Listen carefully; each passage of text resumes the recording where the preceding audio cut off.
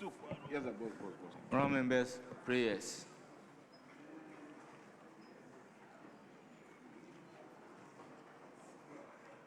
Almighty God, we humbly beseech thee to look with favor upon this Parliament of the Republic of Ghana.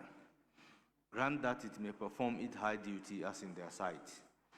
Give divine guidance to the President of the Republic. Endow members of Parliament and ministers of state with discernment and vision, integrity and courage, that through the labors of government, this land and people may be well and truly served, and their good purposes for the common human life be realized in our midst.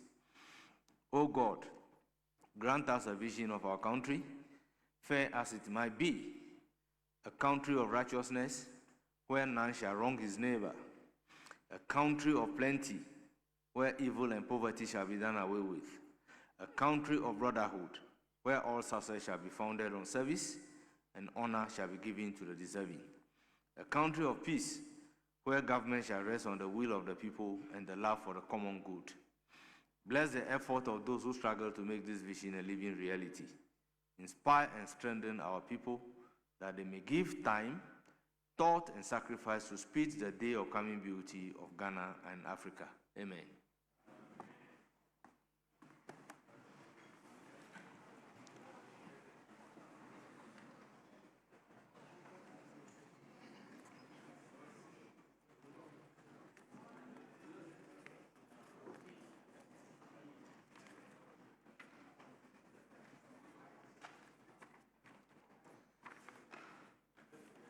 Honourable members, we move straight to item number 6, correction of votes and proceedings and official reports.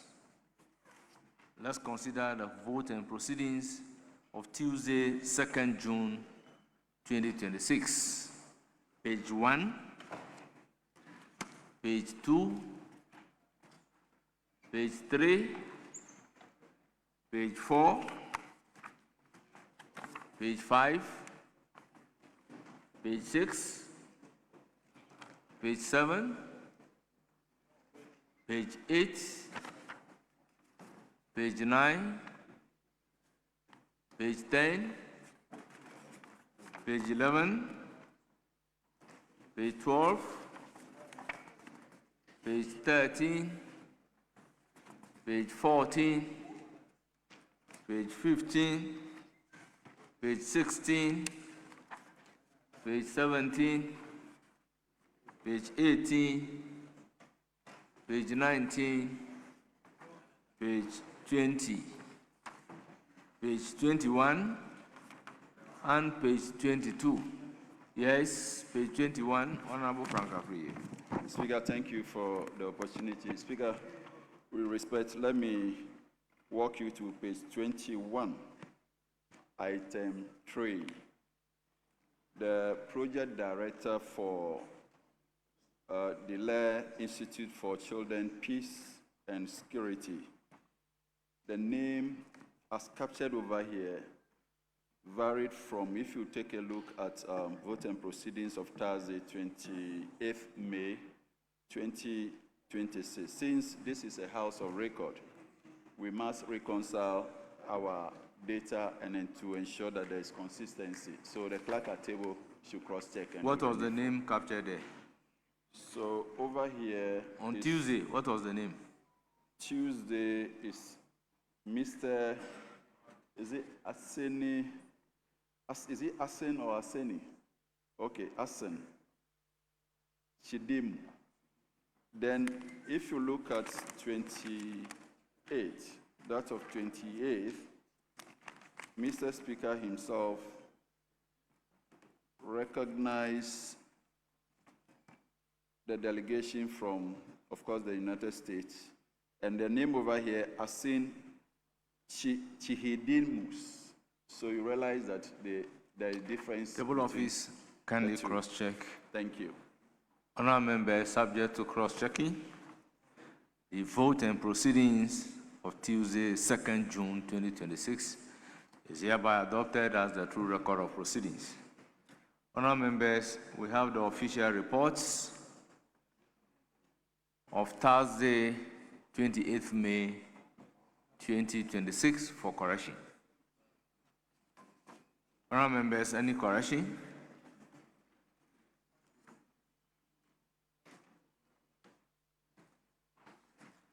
Yes, Honourable Frank Afriyie. Speaker, thank you once again. Speaker, column 65, the first paragraph, sub-paragraph H. The word after honorable should be Rita. Honorable Rita Na Odole Soa. And then over here is written honorable right. So if the right could be deleted and then we set Rita. Thank you.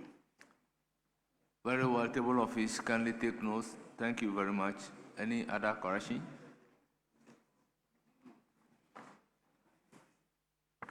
In the absence of any other corrections, the official reports of Thursday, 28th May 2026 is hereby adopted as the true record of proceedings. Honourable members, permit me to acknowledge the presence of our revered guests. One is Sekande Takoradi, Metropolitan Assembly, led by Patrick Brempong, CA, as a presiding member. From Sekande, they numbered 41. We also have Corey Cretch and Crimson Down School, led by Daniel Kwaku Edu, administrator. They are from Esujaman. They numbered 83. We also have University of Mines and Technology, led by Sylvester Apia Dankwa, leader of Student Parliament. They are from Takwa, Soem. They numbered 34. Then we have Odonaye, Nkabum, Kuo. They are Gan West. They are led by James Nkansa, founder. They are from Amasama. They numbered 5. Then we have Ghana National Tailors and Dressmakers Association, led by James Nkansa, pastor, and they are from Trobo constituency. They numbered 45. Then we have Aswansi Technical Institute, led by Mr. Suleiman Dazi, school counselor. They are from Ebura, Asebu, Kwamankasi. They numbered 61. Honourable members, on your behalf, I welcome all of them to Parliament of Ghana and urge them to have a fruitful visit to Parliament. Yes, Majority Leader, do we go straight to questions?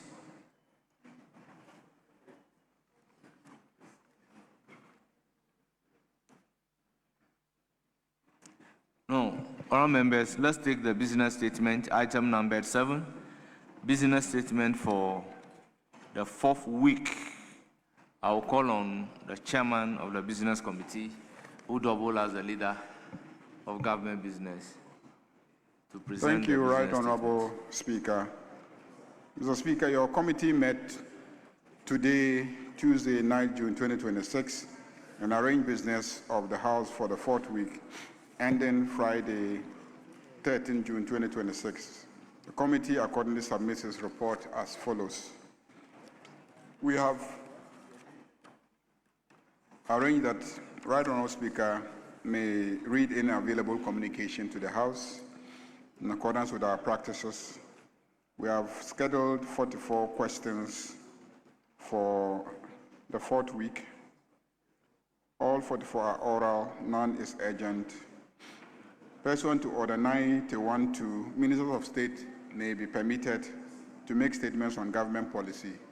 You may also admit statements by honorable members in accordance with Order 93.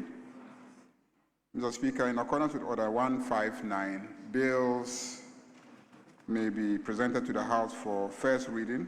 However, those of urgent nature may be taken through the various stages in a day in accordance with Order 160. Pursuant to Order 97, papers may be laid during the week, and reports from committees may also be presented to the House for consideration.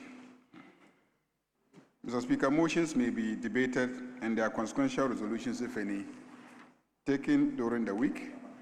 And again, Mr. Speaker, the Business Committee would like to remind chairpersons of committees with pending referrals, which are currently recorded at 299, and urge them to prioritize the consideration and reporting to enable the House realize its oversight mandate in accordance with Order 2674.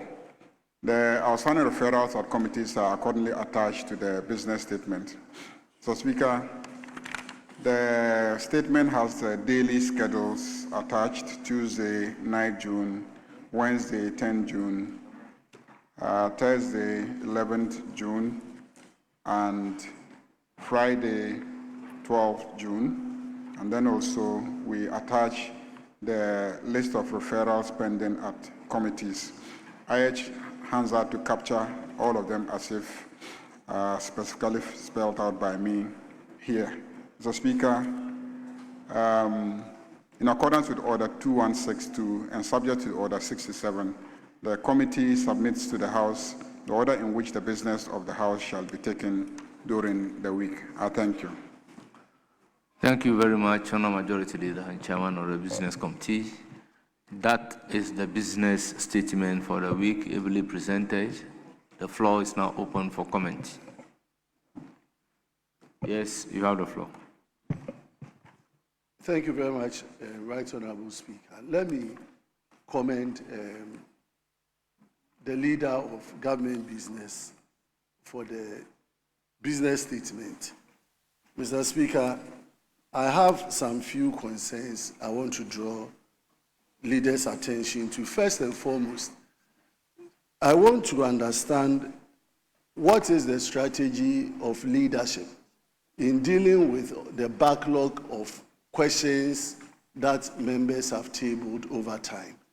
Remember when we started this particular meeting, there's indication to the effect that we have in excess of 250 unanswered questions.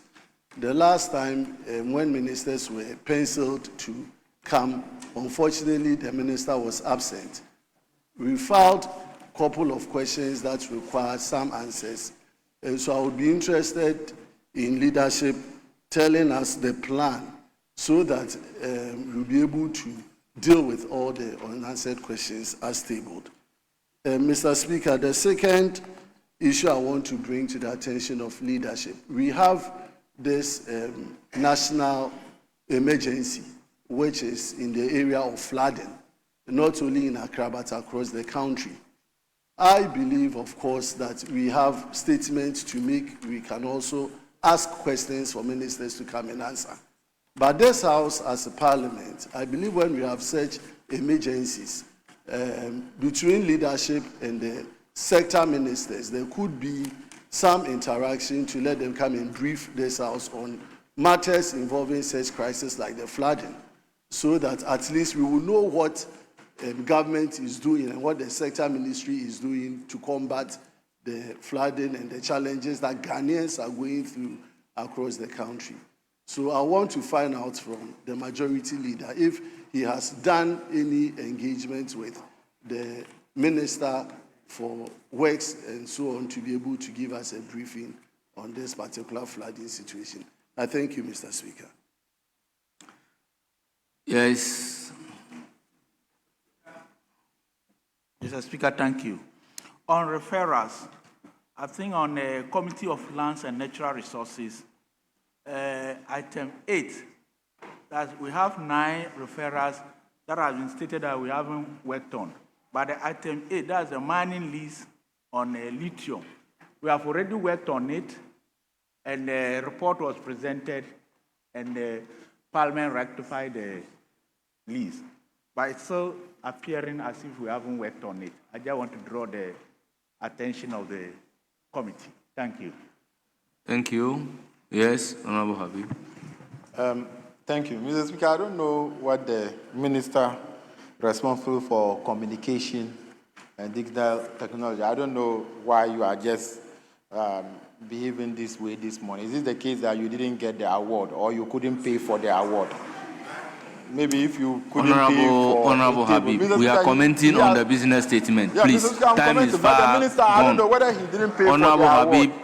time Mr. is Speaker, far gone. I'll move to the entire. Yes. I'll comment on the statement. Okay, Mr. Speaker. Mr. Speaker, Sammy, I don't know why. Whether you couldn't pay 50,000, why are you intimidating? The Speaker have directed me. Let me work. Is it that you didn't have 50,000 to pay to get the award, and that's why you are not adjudged the best minister?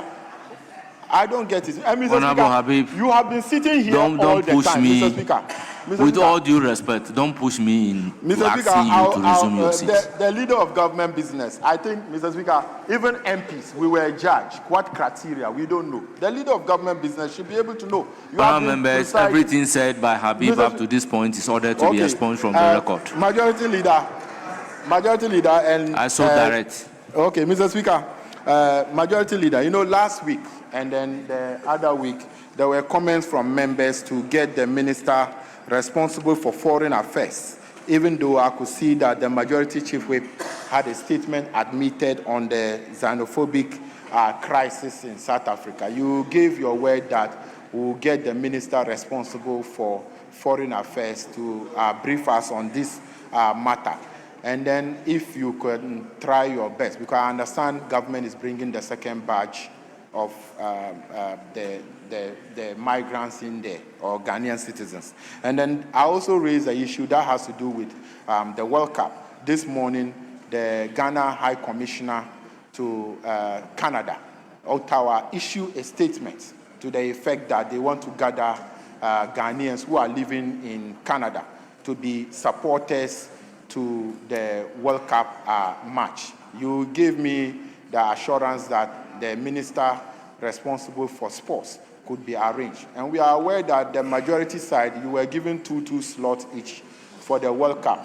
And then that one, nothing happened. They've been denied visas. Your members, they are not happy because they didn't even call some of their nominees. Yes, Majority Leader. There is pressure in their constituencies on this matter. Honourable Habib, I recognize Majority Leader. Yeah, Mr. Speaker, I urge you to direct that everything that he has said should be expunged from the records. Mr. Speaker, I don't think that the privileges that we enjoy in this chamber to speak freely should be abused the way that it is being abused. I think that we as leaders must set standards. We are free to speak, but don't get up and misrepresent things. I'm not sure that what you are saying can be proven in any way, and I believe that we shouldn't go in that direction. So, Mr. Speaker, I urge that it should all be expunged. In any case, Mr. Speaker, what has that got to do with the business statement that has been read? So even on the basis of relevance, such statements should not be made by a leader in this House. So I urge you, please, you can ask relevant questions relating to the statement that has been read. I will respond to the various issues raised that are relevant, in my opinion. And so, Mr. Speaker, let's expunge everything that he has said. Yes, Majority Leader. He has raised an issue. Yeah, You want to respond to the issue? No, he is responding to what I said. And if the majority leader, if it is the case that he doesn't want that to be discussed, that is fair. as a leader on the front bench, I will not just make a comment without having basis to that comment. So to say it should be expunged, if actually I'm misleading the House, or if what I'm saying I can't prove it or it's factually incorrect. At Botema, they are screaming them there. I have pictures, I have videos. So if you say we shouldn't discuss it, we shouldn't discuss it. That I will respect. But to say what I'm saying should be expunged, on what basis Honorable should that be Habib, expunged? I said so over because and over. he was to program the I sports said minister to over brief and us. over that we have the freedom to speak in this house, but sometimes certain things that we say can be a subject matter of privileges.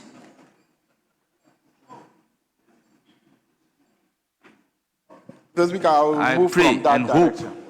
Mr. that Speaker, I will not be driven to that. Mr. Speaker, I'll state. move. Mr. Speaker, I'll move from that direction. But I still insist that this is not the first World Cup Ghana is participating, and at all given time, we have been briefed as a parliament by the minister. I think tomorrow or 2 days' time, in less than 48 hours, the tournament is starting. Nothing has been said. The president has spoken to this matter that there might not be government-sponsored program. We have asked for this more than 2 weeks for the minister to come here to brief us. Why is the minister responsible for youth and sports running away from parliament to brief us? Whilst his members are not happy with certain happening that happen in the country. Can you humbly read Mr. Speaker, item number C on the business statement, page 1? Item number C on the business statement, page 1.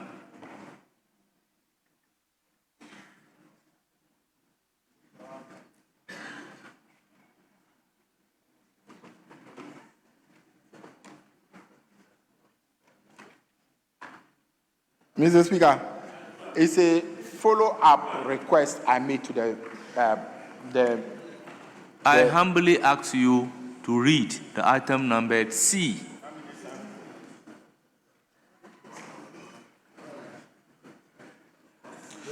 Mr. Speaker, I don't think I need to read this. What I do know is that I will read. Mr. Speaker, pursuant to Order 91-2, ministers of state may be permitted to make statements on government policy. You may also admit statement by honorable members in accordance with Order 93. So it means that, understanding Order 91-2, ministers will be permitted to come to the floor of this house to come and make statements. So just oppose this with what you are placing on record. That's why I want you to read it. This is from the business statement read to us. Mr. Speaker, I have made a point, and I don't know if you could allow the majority leader. He's very capable. And what I am saying, at business committee meeting this morning, I preempted him. I told him about these matters before. At business committee meeting. You were not there, but he was there. And I told him about these matters that I'm raising on the floor. I raised it at business committee meeting this morning. So what I'm saying is that, Mr. Speaker, the minister owes us a duty to brief us as a Ghana preparation for the World Cup. We have not been briefed. The players are already in, they've already gone for the World Cup, and we have not been briefed. And you think that this is a matter we must not know? We are aware that government have procured 1,000 tickets from GFA. We are aware. And the ambassador have issued a statement saying that Ghanaians in the diaspora should write their names and get tickets for the matches. Who bought the tickets? How much is it costing the taxpayers? Over 2,000 people went to American embassy for visas. So, visa fee 185. Who is paying it? You Who think are those what people? you are doing is a tool available for you? I preempted him. I told him. You think what you are doing is a tool available for you? Any other comment?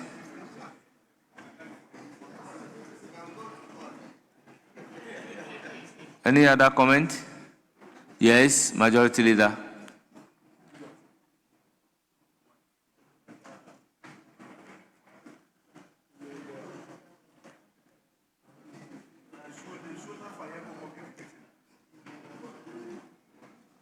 Right Honorable Speaker,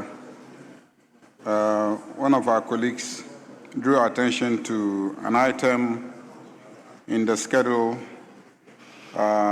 in page 8 of the list of referrals, the box 6, item 8 of that, mining lease agreement between the government of the Republic, represented by the Ministry of Lands and Natural Resources, and Barari DV Ghana Limited for the mining of lithium and other minerals at Mankasim.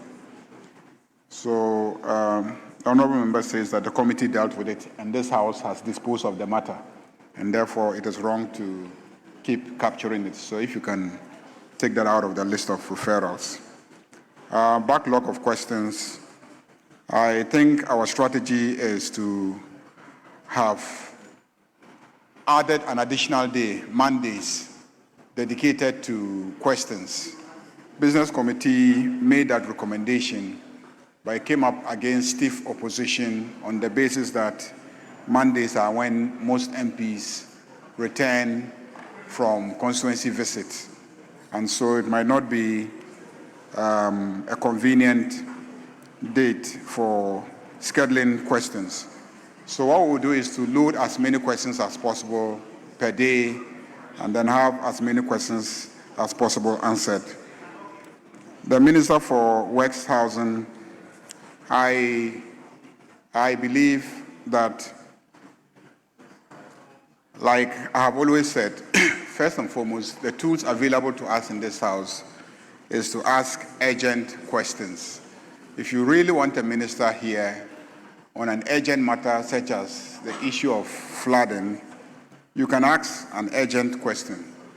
The decision of ministers to come and then brief the House is an entirely voluntary, exercise. The minister has to be interested in coming to brief the House. If the minister thinks that there's some policy issue that needs to be communicated to the House. If a minister doesn't think that there's any new policy issue that should be communicated to the House, and there's a situation and we want the minister in, we have to ask the minister a question, an urgent question, to draw the minister here to come and answer the question. Same with the Ministry of Foreign Affairs. I mean, we did discuss it and we did give an indication that it would be good for the minister, if he's in town, to brief us. I don't know if, as we speak today, whether he's in town or not. I have not checked. But I believe that if you have monitored the media space, you will see all the efforts that government has made to assist our nationals in South Africa to return. And that has been transparently done, openly done, and is being captured openly by our media houses. The Ministry of Sports and Recreation, I also want to indicate that it's up to the minister if he thinks there's any thing that he wants to come and brief us about, to come and brief us. And if you feel strongly that there's something that the minister must come and answer to, again, as I've indicated, we can always ask the ministers very urgent questions. And if we ask them, I'm sure they will come and answer those urgent questions. It is not fair sometimes on Fridays, now, today, Tuesday, when we make business statements, then we use the platform to make all sort of allegations, raise all sort of issues, clearly bypassing our standing orders and the rules of procedure of the House. That's why I urge the Honorable Habib to withdraw some of the things that he said. I'm not saying that he cannot say that people are being interviewed for visas and etc., but to accuse the minister of having allocated, slots and etc., I think that is really not appropriate for him to state in this chamber. That is the part that I have issue with. But as for the efforts being made, as for the issues that the Canadian High Commissioner has put out there, and the arrangements made to get Ghanaians who live in the US, in Canada, to attend the stadia, those have been subjects of public discussion. And indeed, the president himself had given a clear indication that it is more economical for us to invest in Ghanaians living in the US and Canada, because as you indicated, yesterday I was listening to CNN and I think BBC, and it was reported that a Somali referee who has been scheduled by FIFA to officiate at some of the matches was denied a visa by the US government. That is a referee who is officiating at a match at the World Bank, the World Cup. And the US government has refused to issue a visa. So the issue of the issuance of visas are not matters within the competence of our government to answer. So if you come and say that the Foreign Affairs Minister should come and brief you on matters like that, what is he going to come and tell you? To assure you that you must get visas when you apply for them? Or what do you expect the Foreign Affairs Minister to come and brief this House about? But like I've indicated, you can ask questions. When you ask questions, the ministers will come and answer if the Right Honourable Speaker admits those questions. So, Speaker, I believe I have responded to the issues raised by colleagues and urge the House to adopt the report so that the items indicated therein will constitute the business of the House for the fourth week. Yes, Minority Leader. Very well. Honourable members, the business statement as presented is accordingly adopted. We move to the next item, that is questions time. Honourable members, the Minister responsible for Communication, Digital Technology and Innovation is dutifully seated to provide answers to questions. I will then call upon Dr. Zanato Ajiman Rollins to ask the question numbered 694.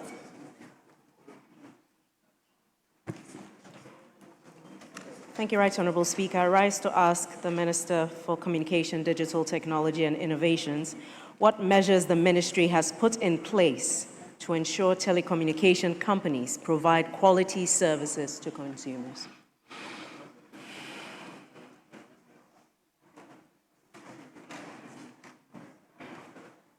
Yes, Honourable Minister. Thank you, Right Honourable Speaker. Right Honourable Speaker, improving the quality of service and quality of experience of the telecommunications sector has been the top priority of the ministry since I assumed office as the minister. Towards achieving this goal, the ministry, through the regulator, has made additional spectrum available to mobile network operators to host more network capacity and improve service quality. Also, quality of service obligations of the MNOs have been revised, and there is a stricter monitoring and enforcement quality of service regime put in place. Additionally, the NCA has requested the support of the Ministry of Local Government, Chieftaincy and Religious Affairs to make land available through the MMDAs for the siting of telecommunication towers. Mr. Speaker, to overcome the indiscriminate destruction of fiber optic cables, Mr. Speaker, I need to seek guidance from you. Just address me. He's blocking me. Please address me. Mr. Speaker, to overcome the indiscriminate destruction of fiber optic cables, the proposed amendment of the NCA Act, which will come before this House, has made provisions for punitive actions against entities and individuals who destroy fiber optic infrastructure of telecom companies. But, Mr. Speaker, it's also very important that I put on the record that the network challenges we face are as a result of almost 10 years of neglect in putting in the requisite infrastructure. And Mr. Speaker, I would use the biggest telecom company to put the records before the House. In 2016, under the NDC, MTN built 134 new sites. In 2017, they built 352 new sites. In 2018, they built 300 new sites. In 2019, 352 new sites. In 2020, 200 new sites. 2021, 120 new sites. 2022, 343 sites. 2023, 350 sites. In 2024, they built 30 sites. In 2025, 50 sites. Mr. Speaker, on the average, that is an average of 223 sites per year. But the growth in demand far outweighs that investment. Mr. Speaker, under this administration and this year, we've given a directive that an MTN is complying with 800 new sites compared to what has always happened. Telecel is doing 350 new sites. So we are hoping that by end of year, we'll have 1,150 new sites, which should improve the quality of work. Mr. Speaker, we're fixing a decay of 10 years. It will take some time, but we're hopeful that it will be fixed. Thank you. Honorable Zanato, any supplementary question? Yes, Honorable Speaker. Could the Minister shed some light on what accounted for the sharp decrease in the number of sites in 2024 and 2025? Yes, Honorable Minister. Mr. Speaker, from what is available to me, it was simply poor enforcement from the regulator at the time. The regulator now is on top of his job and ensuring that the telecom companies invest to match the growth in the network.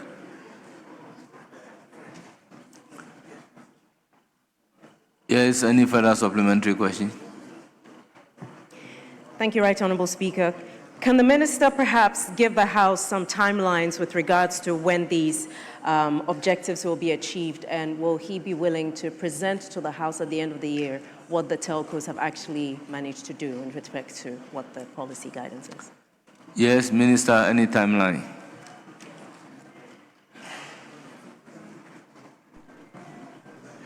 Right Honorable Speaker, the 800 sites that MTN is working on, a number of them have already started. Their site acquisitions have been done. A number of them have actually come up, and the regulator is working with them. The timelines that we've given ourselves at the ministry and the regulator with the network operators is by end of year. And so, Mr. Speaker, I can commit to come and report to the House before the House rises in December on the total number of sites, and we will break it down regionally and per constituency. The 800 sites that MTN is supposed to build will report to the House. But, Mr. Speaker, may I seek your guidance on a matter related to the questions? I received notice from Parliament in March to respond to some questions, and you remember I came here that day to answer the questions. Unfortunately, that's the day that the minority leader gave his famous proverb, and we couldn't answer the questions. I was filed or scheduled to answer them yet last week. I was on official assignment. The majority leader made it known to the House that I was on official assignment. But, Mr. Speaker, my colleagues on the other side who asked the question took to the media and said that I had reneged on my responsibility as minister and ran away. Today, I have come to answer the questions. They have redrawn the questions. Honorable Matuyundam is sitting in the chamber. He asked the question. Honorable member. Kabiru Tia went on social media. Please, on today's order paper, 2 questions are slated for you. The previous ones would accordingly be programmed for you to come and answer. Mr. Speaker, the reason I'm asking this is because you need my guidance. That's why I'm saying that for today, 2 questions are programmed for you to come and answer, and that is the limit. The directive was to the effect that the questions that you were not available, we knew you travel outside the country to answer. We directed the clerk at table to reprogram the question for you to come and answer. Do you have any supplementary? Mr. Speaker, I'm just for avoidance of that any is doubt. my guidance. That's my I'm guidance. just wanting to understand that are the questions withdrawn or rescheduled? Reschedule. Questions are rescheduled. Mr. Speaker, that's not the indication that has come to me. The indication that has come to me from the table office is that they've been withdrawn. Well, that information has not gotten to me. Any other supplementary question?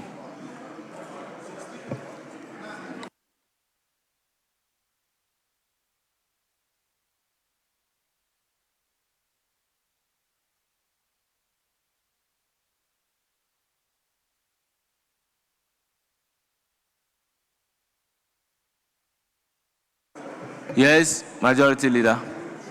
Mr. Speaker, this morning at Business Committee meeting, the Honorable Habib informed me that they had withdrawn the question, not rescheduled the question.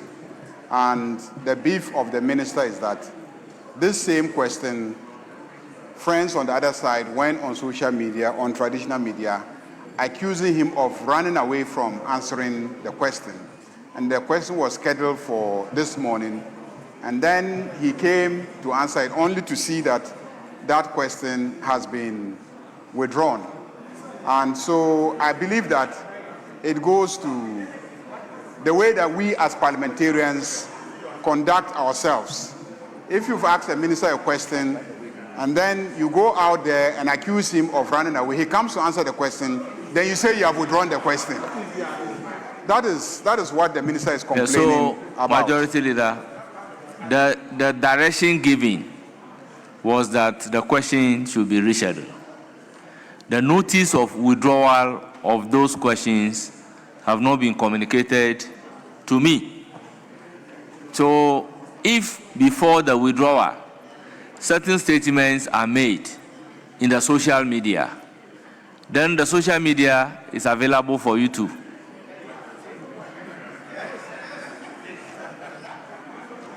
Do you have any more supplementary question? Honorable Zaneto, you are done. Yes. I have no further So we move to questions. the second question. That is question numbered 691. Standing in the name of Honorable Dr. Fred Che Asamoah, Member of Parliament for Ofinsu North. Mr. Speaker, I come under Order 88.3 with the permission of my colleague, Doctor, and with your kind permission to ask the question on his behalf. He cannot permit you. I have his authorization. Very well. Thank you, Mr. Speaker. Then you are permitted to now ask the question. Thank you, Mr. Speaker. To ask the Minister for Communication, Digital Technology and Innovation the status of the rural telephony project at Akumadan District Assembly, as well as in Kwankwa, Mankraso, in Kweduano, Akrofua, Guinea Debi, Seseko, in Pemu, Brehoma, and Yamibetre in the Ofinsu North constituency. Yes, Honorable Minister. Mr. Speaker, stated below are the status of the rural telephony programs or projects of the communities mentioned in the Akumadan district. In Kwandano, this site is operational and passing traffic. Seseko, the site has been built and operationalized. However, it is currently down and efforts are underway to bring the site up. Akumadan and Mankraso, these sites have been built but are yet to be integrated and brought on air. In Kwankwa, Jwinidebi, Brehoma, Akrofua, Nyamibetre, and Mpaipemu, these communities have not yet been captured under the program. A drive test exercise will be arranged to capture these communities, and the data gathered will be used for simulation and subsequent planning and deployment for communities to pass the simulation. GIFEC, under the ministry, is working with the contractor and the subcontractor to ensure that all the sites are completed before the end of 2026. I thank you, Mr. Speaker. Any supplementary question? Minister, for Seseko and Akumadan and Mankraso, if you can give me some specific timelines. Minister, any timeline? Mr. Speaker, in my earlier response, I had stated that we had up to the end of 2026. GIFEC had committed that by end of 2026, we'll complete all the RTP sites. We indicated that not all the communities are under the current RTP project. We indicated that Nkwadano, Seseko, and Akumadan and Mankraso, those four are part of the RTP project that is being executed. And all projects under the RTP will be completed by end of 2026. For Nkwankwa, Dwinidebi, Brehuma, Akrofua, Nyamibetre, and Mpaipemu, we now need to do a drive test to simulate. So that I have no timelines on. Thank you.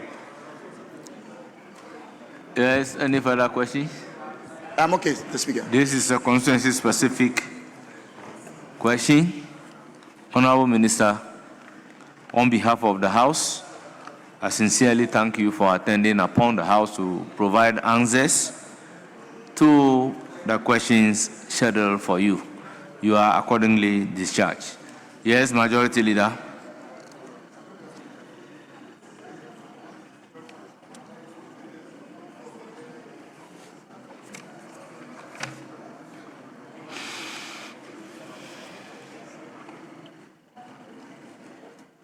Mr. Speaker, I think we will just lay some papers and then we'll do a statement. So, with the indulgence of my honorable colleague who has a statement that he wants to make, if he would grant us leave, Mr. Speaker, we have just 3 audit statements to be laid by the Minister for Local Government, Chieftaincy and Religious Affairs, 10A. And then also 10B and C are not ready. So we'll just take 10A with your indulgence, Mr. Speaker, so that we can go to commencement of business, lay the reports, and then come back and take the statement. Yes, Minority Leader. Mr. Speaker, the Majority Leader's request is not complete, even though we don't have any problem. But who is going to do it? He did not give that indication. But we don't have any problem with us doing this business. But who is going to do that? Because I can't see the minister responsible for local government in the chamber. So why are you jumping the gun? Wait, if you get there, you will see whether he will make the relevant applications or not. Mr. Speaker, he will come to plead Now with the us application to is to vary the order of business. Mr. Speaker, we don't have any problem. Very well. At commencement of public business, presentation of papers. Yes, Majority Leader. Mr. Speaker, indeed, it is the case that the Minister for Local Government, Chieftaincy and Religious Affairs is not readily available to lay these papers. So I will crave your indulgence for the Minister for Communication, Digital Technology and Innovations, with your indulgence to lay the report on behalf of, the papers on behalf of the Minister for Local Government. Yes, Minority Leader. Mr. Speaker, I was thinking that the Majority Leader will bring his award-winning ministers to do this business on his behalf. Why Sami didn't get an award and you rather want him to do that? But Mr. Speaker, we don't have any problem. But next time, bring your award-winning ministers to do this business on your behalf. Yes, Majority Leader. Mr. Speaker, looks like Honorable Idrisu Habib Alhaji is not happy because he didn't get an award. Mr. Speaker, please, can you arrange an award for him so that this House can conduct business smoothly? Very well. Yes, Honorable Minister. Item numbered 10A I.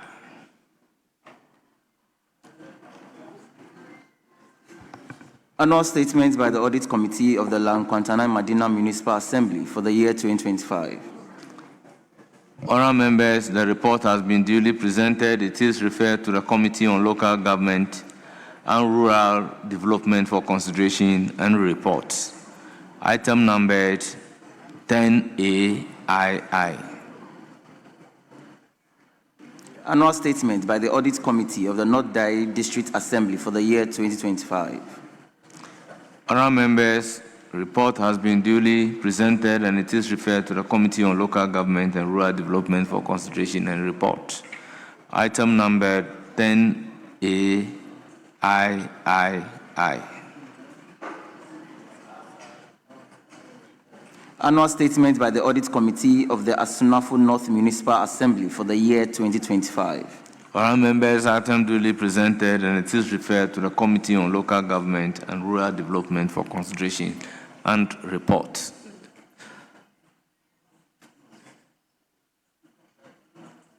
Yes, Majority Leader. Yeah, Mr. Speaker, I'm told that items 10C, I, Roman numeral 1 to 4 are all ready for laying.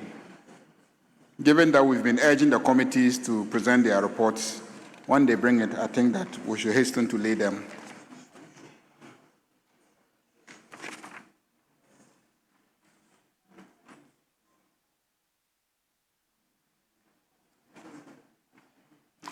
Very well. Item numbered 10C, Chairman of the Committee. Can we lay all together?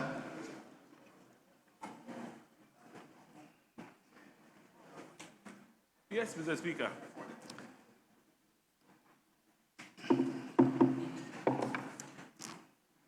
Report of the Committee on Defense and Interior on the annual statement by the Audit Committee of the Ghana National Fire Service for the year 2024. Report of the Committee on Defense and Interior on the annual statement by the Audit Committee of the Ghana Prison Service for the year 2024. Report of the Committee on Defense and Interior on the annual statement by the Audit Committee of the Gaming Commission for the year 2024.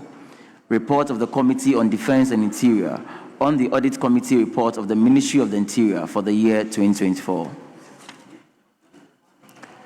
Honorable members, the reports numbered item 10C, 1 to 4, have all been duly presented and they are for distribution to honorable members. Yes, Majority Leader. Mr. Speaker, we can come back to statements. Very well. Honourable members, by the agreement to defer the conclusion on item 9A, we then move to item 9B, standing in the name of Honourable Alexander Kwamena Apanyo Makin, Osahin, Member of Parliament for Ofutu. You have the floor.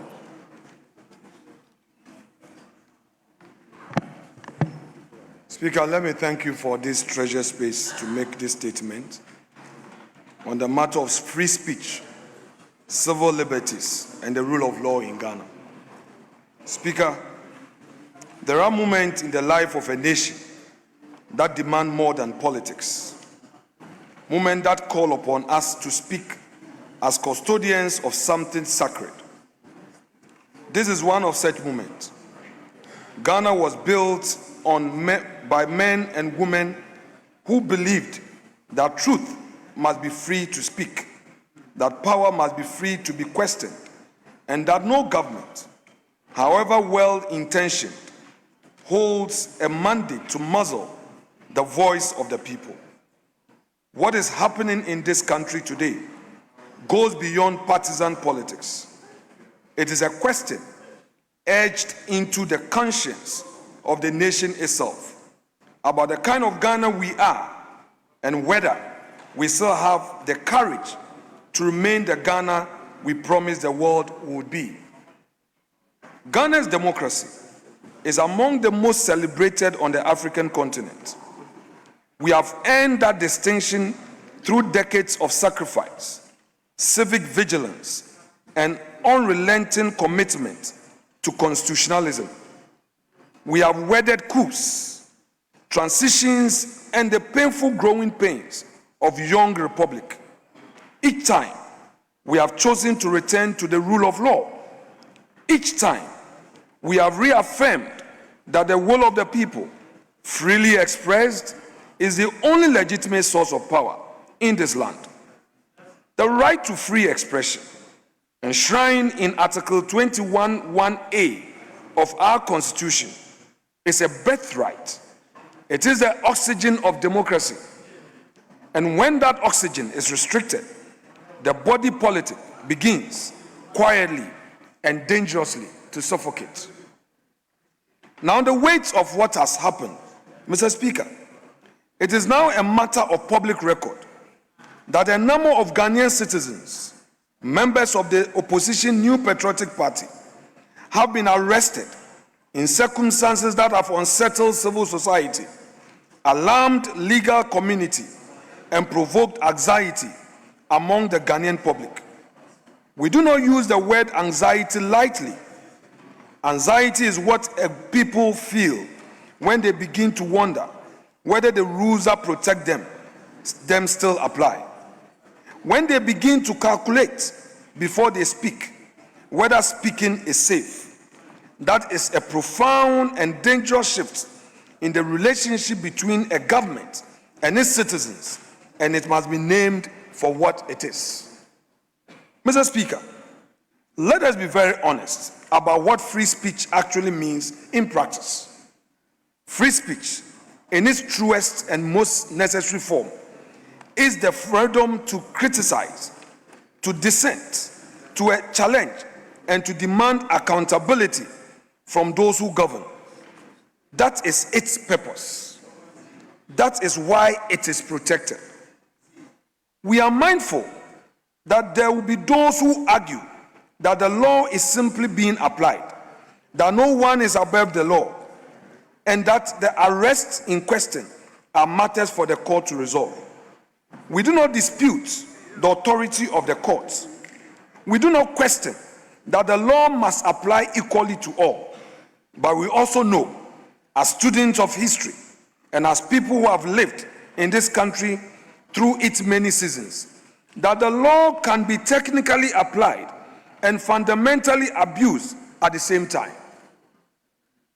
Now, let me deal with what is at stake. Mr. Speaker, some may wonder why this House should concern itself so deeply with the arrest of a number of individuals. The answer is that we are here for the principle, because the principle, once compromised, does not stop at a handful of arrests. It proliferates. History on this continent has shown us with painful clarity how the erosion of free speech begins. It rarely begins with the silencing of everyone. It begins with the silencing of some and the silence of everyone else in response. It begins, Mr. Speaker, in moments precisely like this one. Mr. Speaker, Ghana has built its reputation painstakingly. We are looked upon across Africa as a model, a proof of concept that democracy can take roots and flourish on this continent. Other nations have drawn encouragement from our example. International partners have invested in us precisely because we have consistently demonstrated that our institutions are stronger than any individual administration. We must not, in a moment of political temperature, squander what generations labored to build. History has taught us at great cost that the suppression of political speech has never served this nation well. Government that stifle dissent do not strengthen themselves, but rather hollow out the very institutions upon which their own legitimacy depends.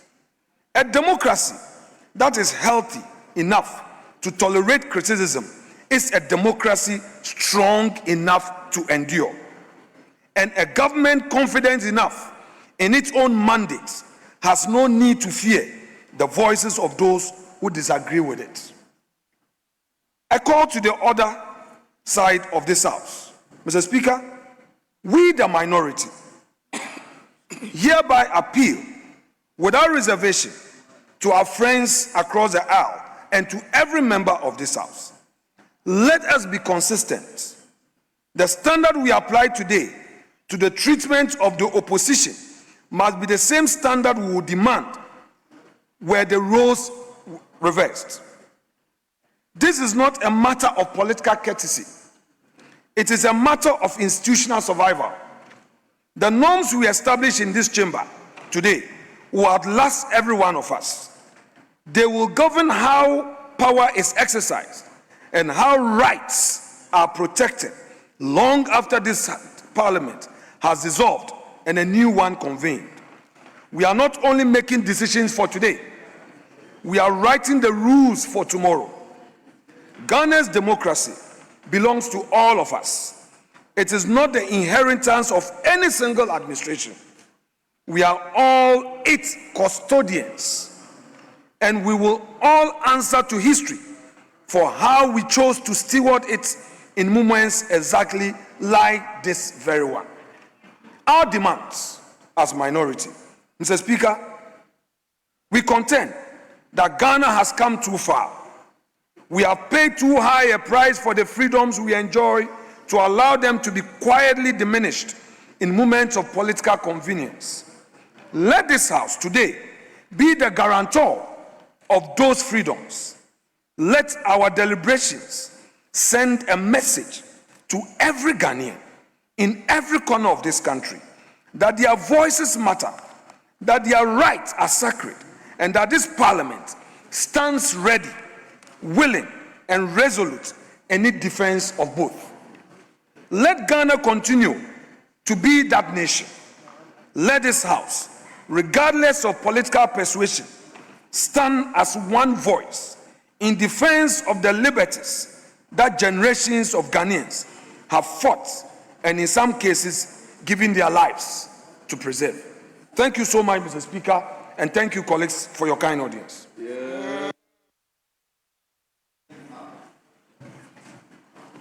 Yes, we, majority and minority, we agree on 2-2. Is that still standing, Majority Leader?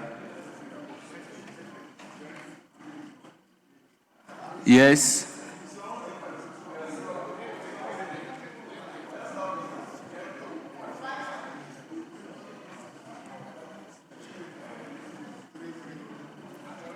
Yes.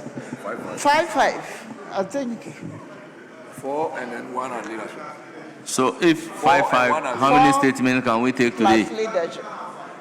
Honorable Patricia Piaget, if it is 5-5, Yeah. how many statements can we take today? 2. We are taking 2 statements. Yes. So 5 So and 5-5. It's fine. yes, 5 Yes, is it- 25, it- 25. oh, It's just 50. No, I don't think so. 4 plus 1. The leadership. Pardon? 5-5. I think 5 minutes comments were not. Please, I think people are very much interested in the subject. So let's give them the opportunity to express Honorable themselves. members, I believe Thank you. if one person is speaking for 5 minutes and we are taking 5-5, that is 10 people. By 2 statements, we should be going beyond 2 hours. We can operate within an hour.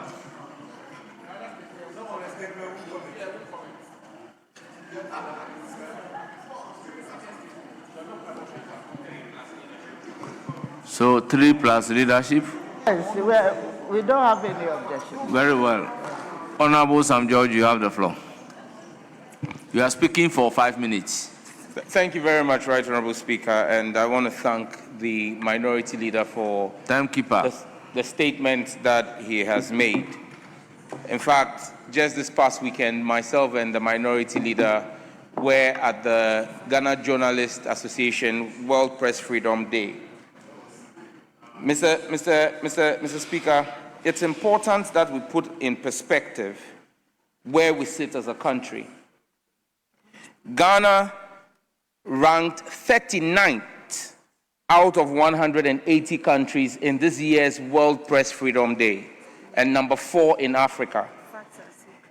In 2023, Ghana ranked 62. So we have come from far. Under the NPP, we were number 62 out of 180.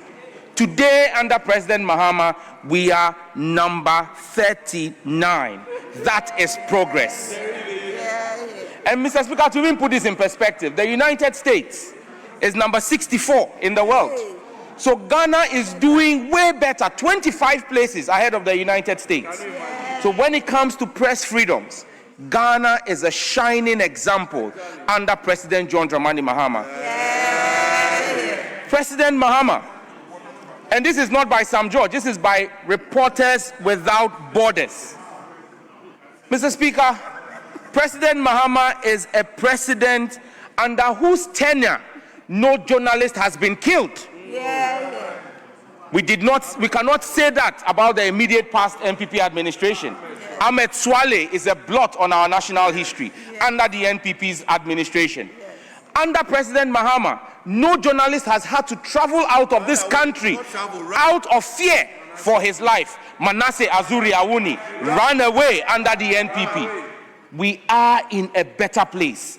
President Mahama is a president who does not just tolerate scrutiny, he embraces it, because he believes that when journalists ask the hard questions, they drive accountability.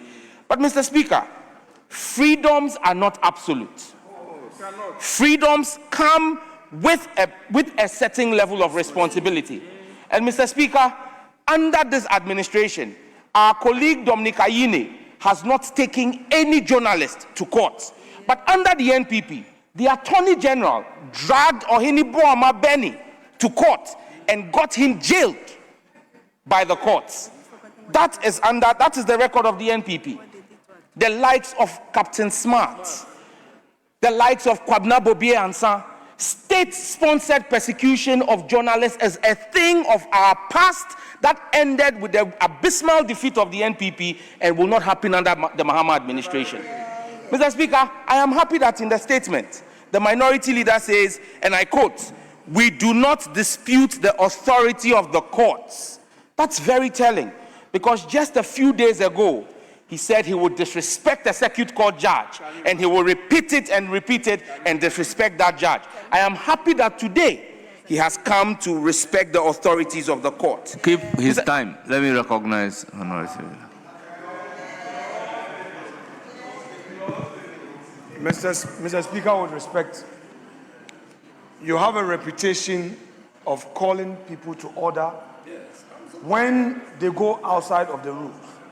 Mr. Speaker, with respect, the colleague is misquoting me for his own convenience. I would want to urge upon you to direct him to withdraw that aspect of the submission. Mr. Speaker, if he wants to refer to a statement I've made, he should read it in full. What he has said is not what I've said. That is my submission to you. Yes, Honorable Minister, take note, do the needful. Right Honorable Chair, I paraphrased the comments of the Minority Leader, and he said, please just do the needful because of the time. Which is to he withdraw said what he said. that was not what he said. He's insisting you read his statement in Right, full. Right Honorable Speaker, and reading that statement in full would have taken all your time. yes, So just which is withdraw and impossible. let's make but Right progress. Honorable Speaker, If you ask me to withdraw that, he who alleges must prove. The burden of proof is on him to show that what I have said is not what he said.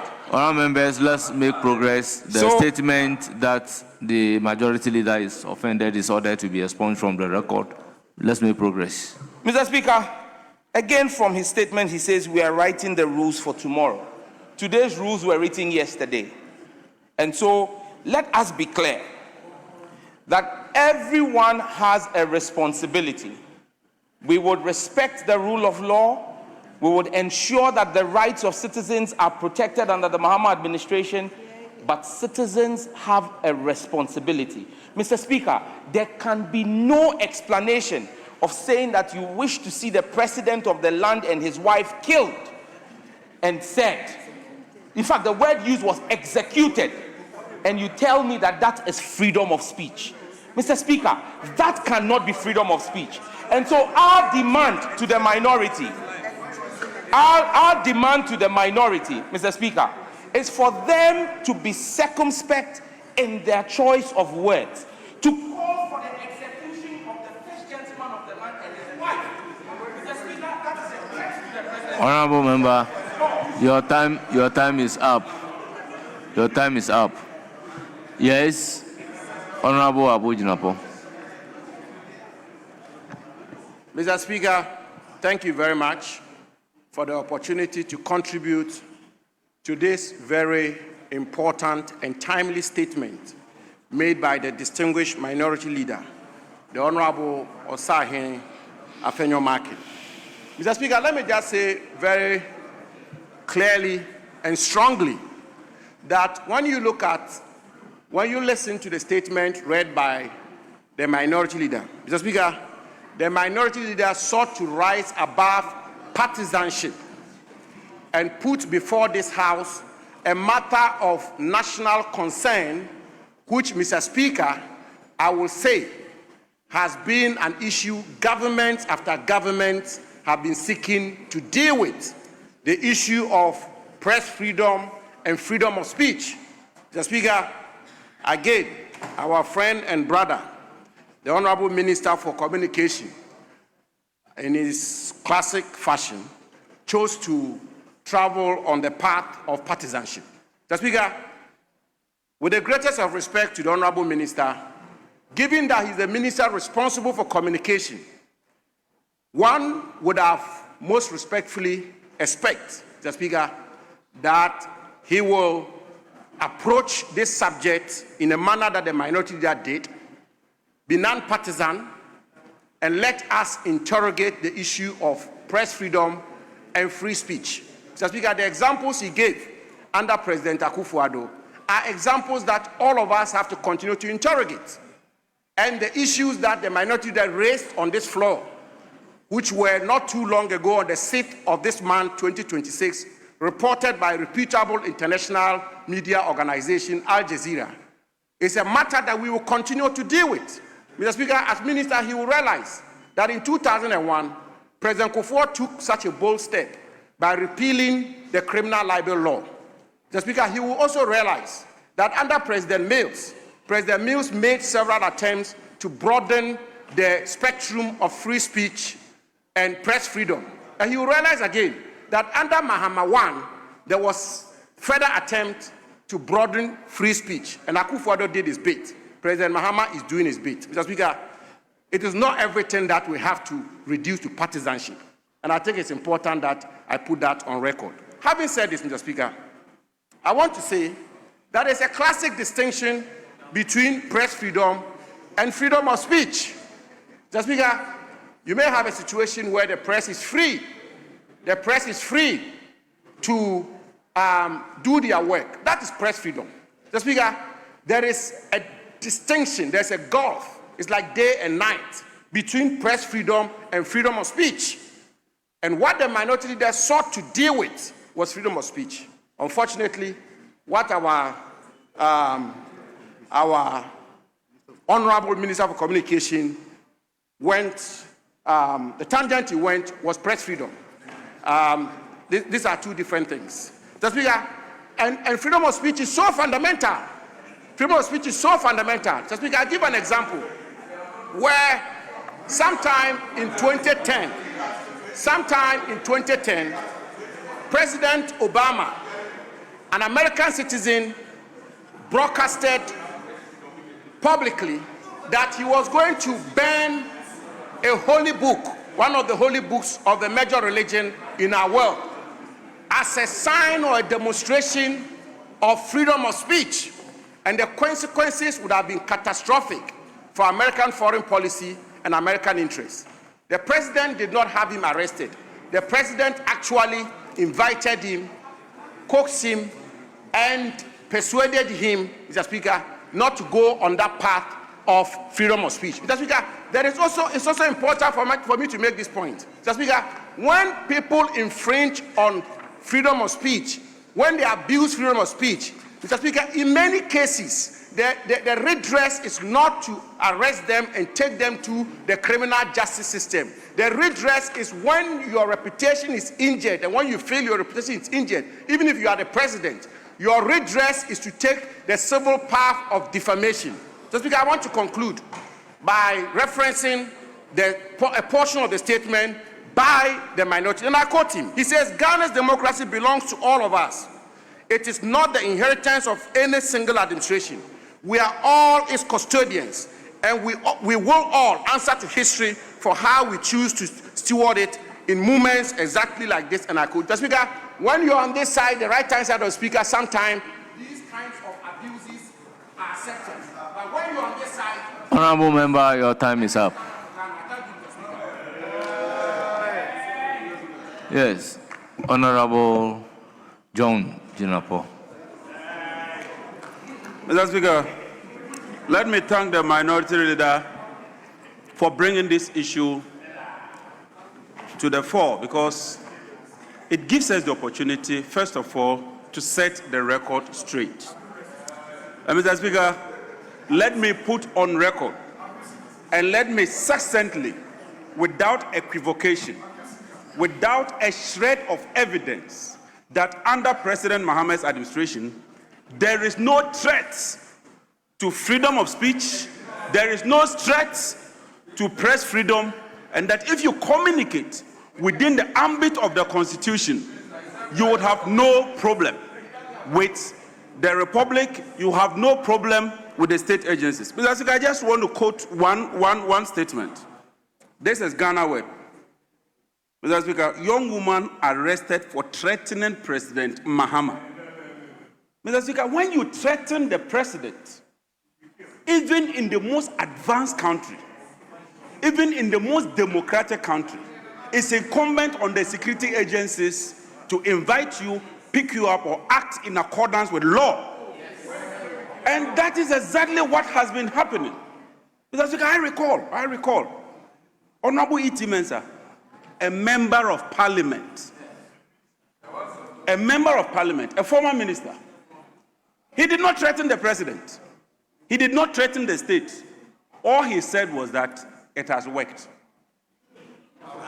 No, that is it. It has worked. In Ghanaian parlance, No, not picking. He was picked.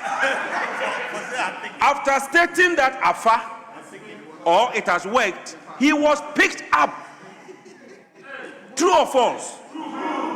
Jijote. You recall Jijote?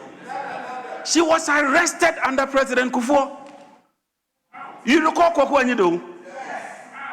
That day when I went to the police headquarters, I was beaten mercilessly. I had to run away. So please don't create this impression as if President Mahama has become president and all of a sudden heaven has broken loose and people are arrested left, right, and center. That is not the case. That is not the case.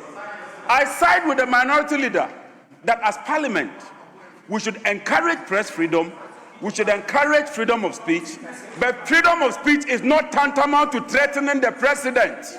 Please, I'm not even interested in stop the insults. time for John Jinapor. Yes, minority leader. Speaker, with respect, the Honorable Minister for Energy and Green Transition is so well respected by this House. Mr. Speaker, for him to go on public record to say that he was beaten mercilessly. Mr. Speaker, no, Mr. Speaker, Mr. Speaker, Mr. Speaker, Mr. Speaker, Mr. Speaker.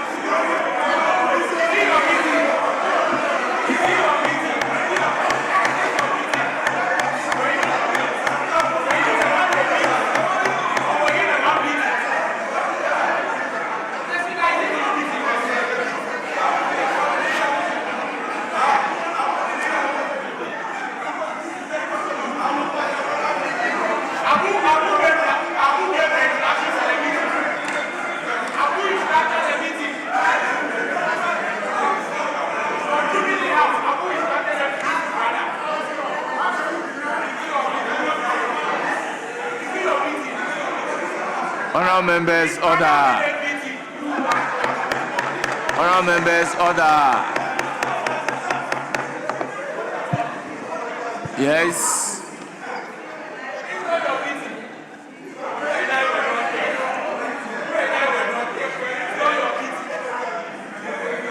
Yes, minority leader. Yes, minority leader. Mr. Speaker, I repeat, Honorable Honorable John Jinapor.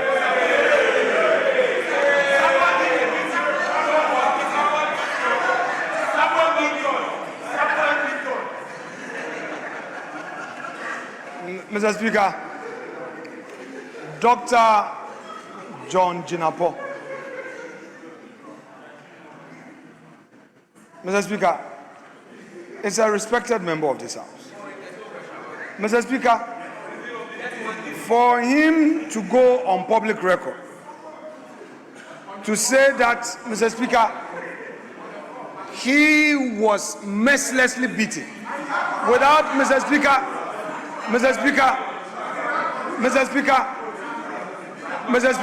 without giving details, Mr. Speaker, without giving such details.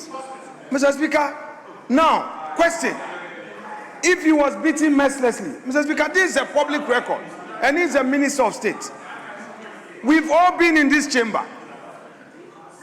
And, Mr. Speaker, I was in this house, he came to meet me.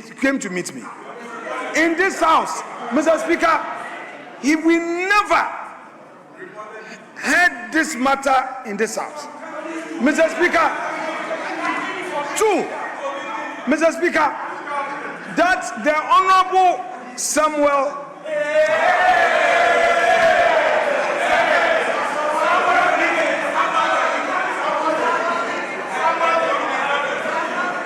Mr. Speaker,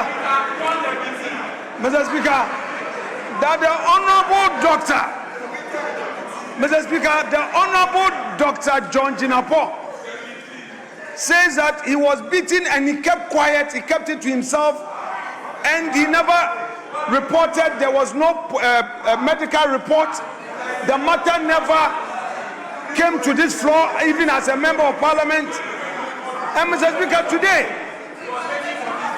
Mr. Speaker, if he said it on a lighter note, he should indicate so or withdraw. Mr. Speaker, this is Hansard. I will plead with him. This is Hansard. Maybe you can avoid such exaggeration. But Mr. Speaker, I do not think that it's appropriate for a Minister of State to say something on public records, the existence of which cannot be verified. Mr. Speaker, the existence of such act cannot be verified. The country is hearing of this the first time. And if he's saying it on a lighter note, I would want him to take note, because Hansard does not know. Hansard does not know your intention. Hansard would only record the words. So, Honorable Dr.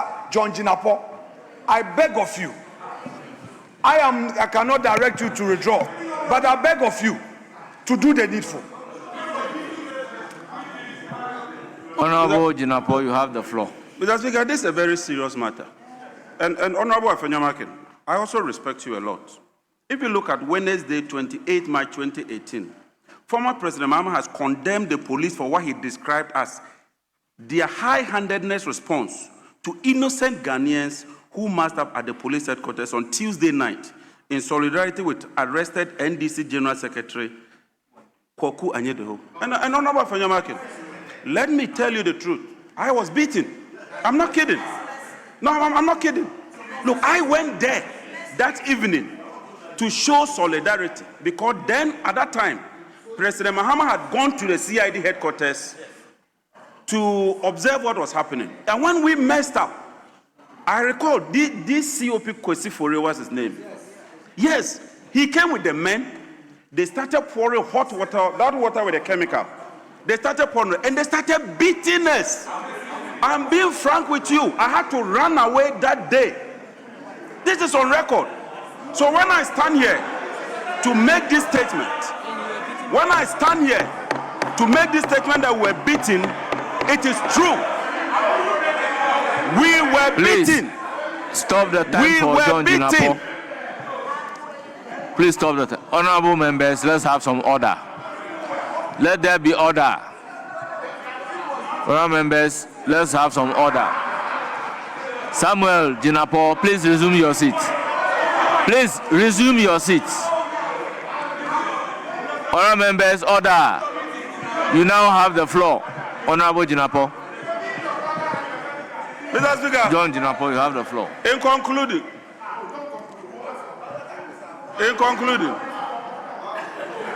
please, you have the floor. In conclusion, you are eating into your time. I want to conclude.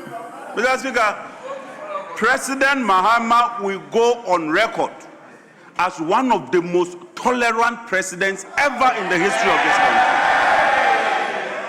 And I commend President Mahama for his patience, for his fortitude, and for his determination to serve this country.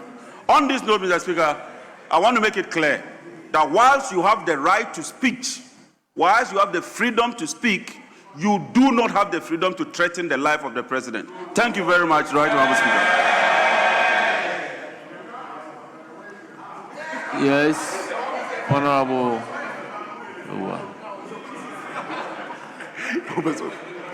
Thank you very much, Mr. Speaker. And Mr. Speaker, I want to commend the venerable minority leader for such an insightful statement. Mr. Speaker, his statement highlights our reality. Our reality is one of abuse of the powers of arrest and indeed the court's power or discretion to grant or refuse bail in respect of cases involving persons alleged to have spoken in a manner that... Honorable member, matters within the judiciary, let it lie there. Please. Mr. Speaker, indeed, that is our reality. On the 29th of January 2026, the Ghana Journalists Association, in a press conference, raised alarm over escalating attack and threats against journalists. That is our reality. Mr. Speaker, not long ago, a respected journalist in this country, my learned colleague, Samson Ladi Ayenini, commented on the use of Section 208 of the Criminal Offences Act, Mr. Speaker, in dealing with people for exercising their right to free speech.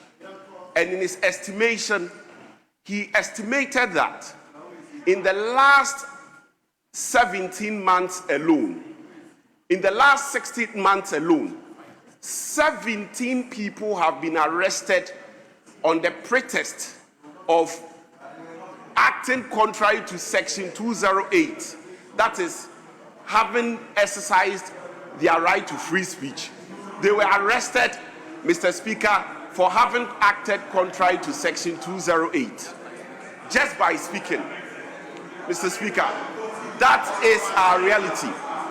Mr. Speaker, in fact, there is really a reality that we need to look at.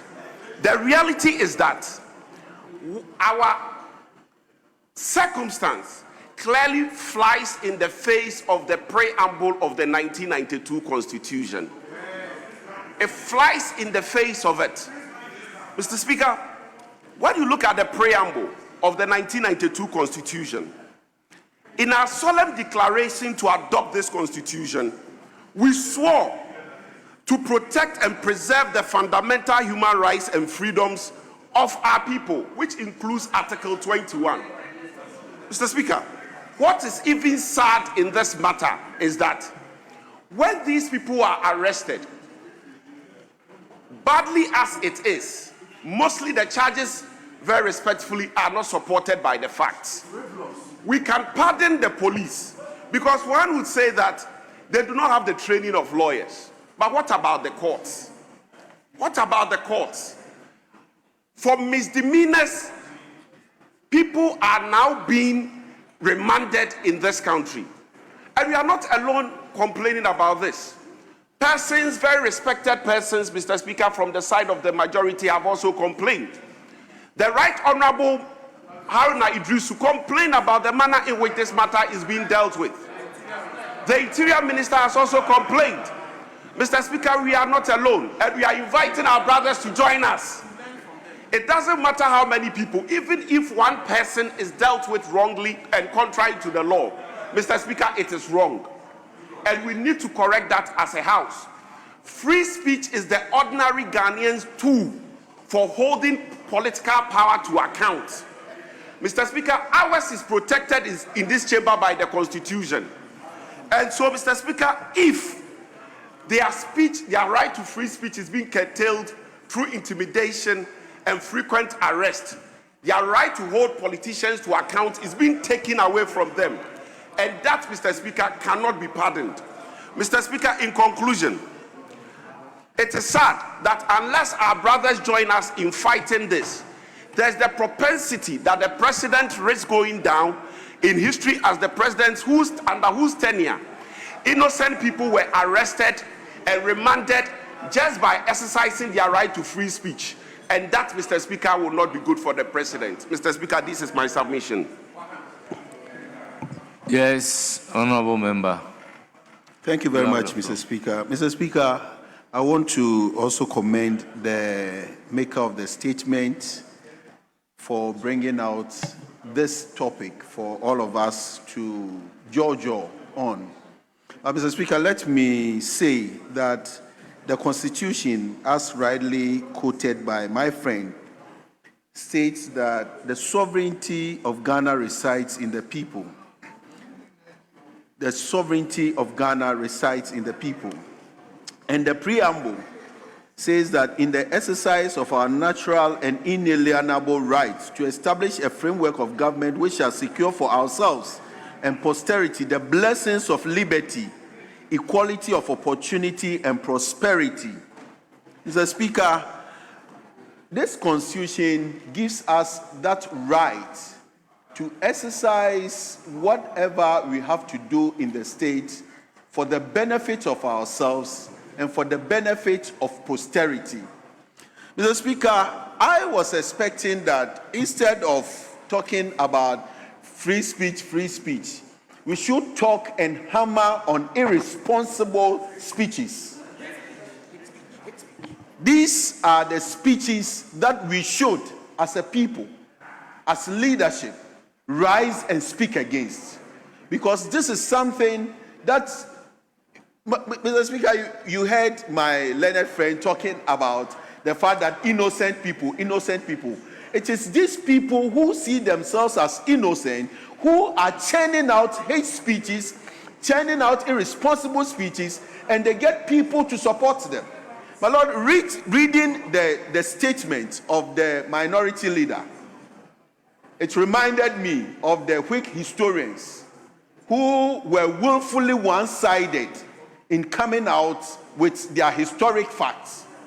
Because if you look at it, I was expecting that after we have spoken about enhancing, helping freedom of speech in this state to progress so that the prosperity and the liberty that we are all looking for ourselves and for posterity, for ourselves and the yet unborn would be done, we should ensure that we speak vehemently against people that make speeches that are wanton disregard for elderliness, wanton disregard for the dignity of others, wanton disregard for the respect that this nation is noted for.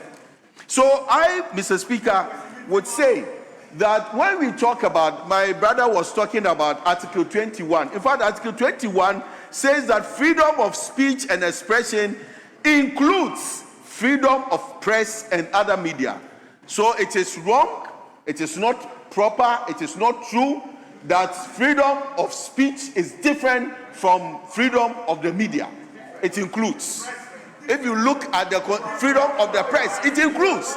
And when we talk about freedom of the press includes the media.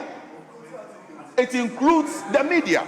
So, Mr. Speaker, let me say that all of us, in fact, as I indicated earlier, all of us should come together. This nation has come thus far. We have progressed gradually. We have solidified our democracy, and that many people see us as an envy. They envy us. They envy our democracy. But the line we are going, where even leadership can stand up, people that we respect so much can stand up against the courts, can stand up and speak against judges. This is serious. This is something that we must not condone, because the courts are the last resort that we all run to when we are in trouble. So we have to guard the courts with the sanctity that the courts have. We need to protect the courts. And Mr. Speaker, the courts are established for all of us, to protect our democracy. So even if you have an issue with the courts, there are higher courts that you can go to. So if somebody is arrested and you go haywire, speaking, talking, just saying anything against the court, against the arresters, Mr. Speaker, what do you expect ordinary people? What do you expect the people who do not know even about the law, who do not know about the courts, who do not know about this? What do you expect them to say? So let us speak against hate speeches. Let us rise against people, irresponsible speeches, and that would help our democracy to grow, rather than going this tangent, which is myopically partisan, myopically counts for all of us. Thank you very much.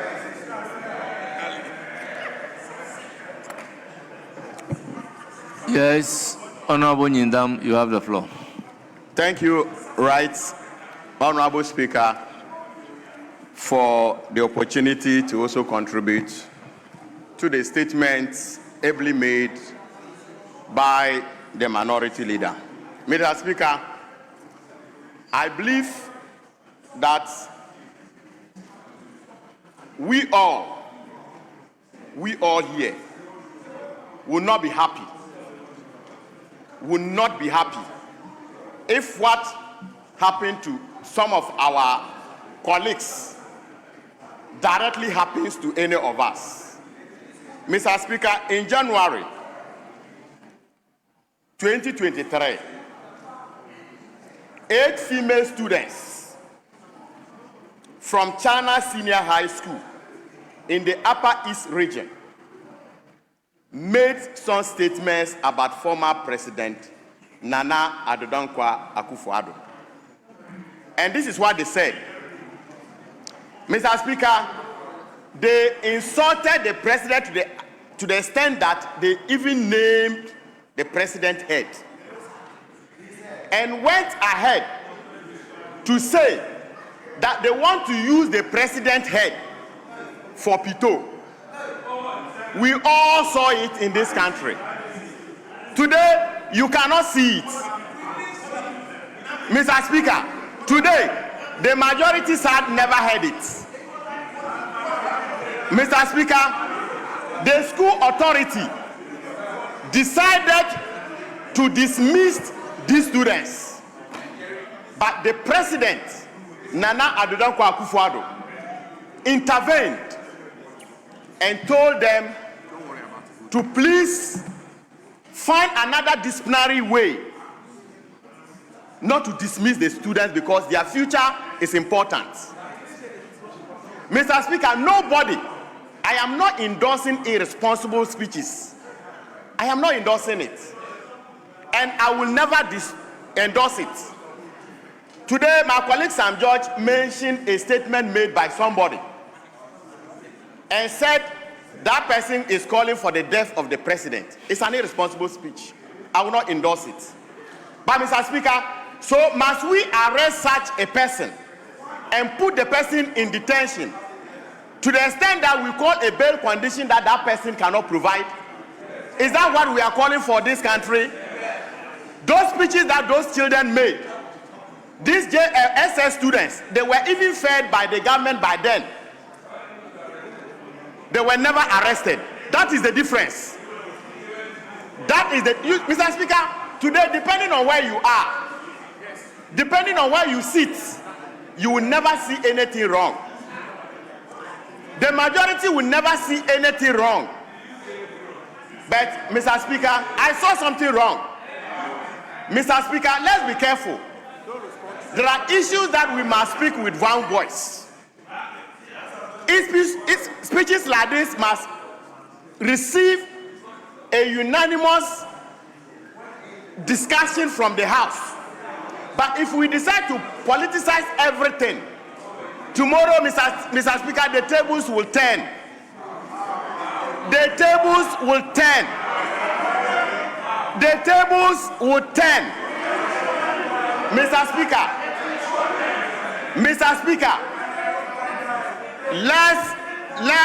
let's all agree. Like I said, I am not endorsing irresponsible speeches. But Mr. Speaker, the cure is not what we are seeing today. That is not a cure.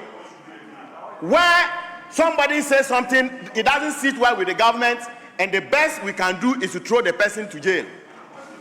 Mr. Speaker, that is not the way to go. Mr. Speaker, the Minister for Energy said he was beaten mercilessly. Mr. Speaker, when this country, people went to demonstrate, they were also beaten mercilessly under a government. We saw it.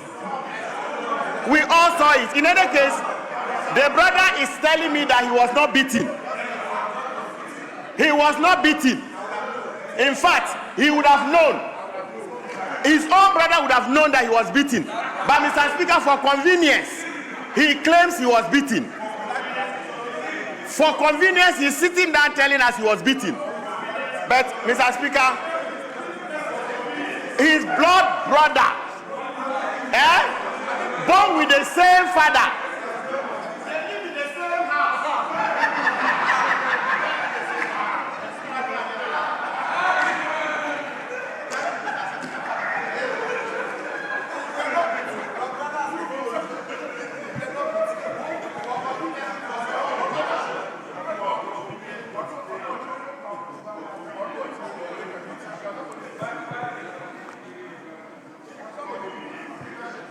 Yes, let me give the floor to the back.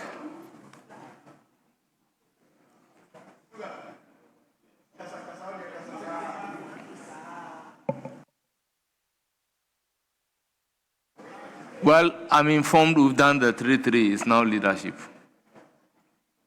So, minority leadership.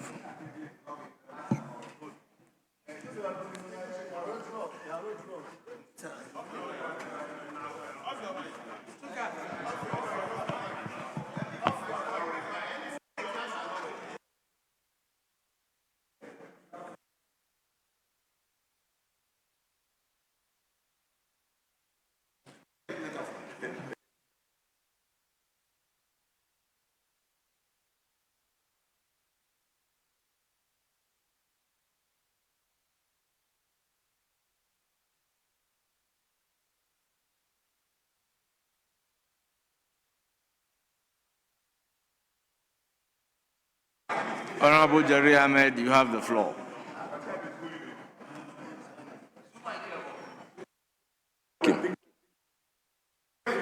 It is working now. Speaker, let me thank you very much for this opportunity and then also commend highly the mighty minority leader, Osayin Alexander Kwame Afenyo-Markin. Speaker, I start with a quote, and with your permission. On this quote, I'm taking from Justice William Joseph Brennan Jr., as it then was. And Speaker, it goes like this. In the case of New York Times Company versus Sullivan 376 US 254 270 in 1964. Speaker, debate on public issues should be uninhibited, robust, and wide open, and that it may well include vehement, caustic, and sometimes unpleasantly sharp attacks on government and public officials. Speaker, it goes on to say that erroneous statement is inevitable in free debate, and it must be protected. If the freedoms of expression are to have the breathing space that they need to survive, unquote, that they need to survive, unquote, Speaker. Speaker, I want to look at this as a political actor. And we are all seated here as honorable members of parliament who are political actors. Speaker, my wish would have been that we could have taken this statement and debated on same or commented on same without taking the political stance that we took. Speaker, whilst I proceed, let me make a clearer distinction that there is freedom of speech and there is press freedom. And Speaker, I start with another permission from you to quote from the Constitution of the Republic of Ghana. And Speaker, let me read Article 21, with your permission. 21(1). All persons shall have the right to A, freedom of speech and expression, which shall include freedom of the press and other media. Speaker, it's obvious that press freedom is a component of freedom of speech. And Speaker, let me proceed even with a further distinction. Freedom of speech is the right of individuals to express their opinions, ideas, and information without undue government censorship or punishment. It generally applies to all people. Speaker, emphasis is on all people. Speaker, when you come to press freedom, it is the right of journalists and media organizations, emphasis, journalists and media organizations to gather, publish, and distribute news and information without government interference, censorship, or intimidation. Speaker, these are the clear, very distinct differences between freedom of speech and then press freedom, which press freedom is a component of freedom of speech. Speaker, as I now proceed, we have been, in very recent times, been confronted with a lot, and Speaker, the list is unending, a lot of arrests just because one is dealing with an issue of what? Expression, which is freedom of expression or freedom of speech. Speaker, people get to say very basic things and they are arrested. One is Dumso is back. And then you arrest the person. And Speaker, I have the list and I'm going to share with you. Speaker, the very recent one was published by one David Esando, who hinted that Dumso is back. Speaker, this young man was arrested from Aguna Stradru and was sent to a security institution unknown to his family and friends until about 2 days later. Speaker, I have a list of Kwame Bafo alias Abronye. I have John Itim Fojo. John Intimfojo, who is our colleague. I have Paul Adomachi. I have Daniel Adomaku. I have Mohamed Zakuo. I have Yaya Abiu. I have Fanti Comedy. Speaker, as we speak today, Fanti Comedy has been rearrested. Speaker, today, as we speak, Fanti Comedy has been rearrested. And you don't want us to talk about it because... Honourable member, your time is up. It's now the turn of the majority. Yes, majority.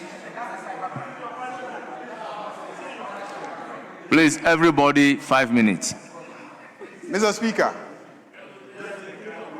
today we are debating or commenting on a statement that relates to a very important principle enshrined in our Constitution, the freedom of speech. Mr. Speaker, in canvassing support for their claim that freedom of speech is under threat, they cite the case of a person who was allegedly arrested because that person said Dumso is back.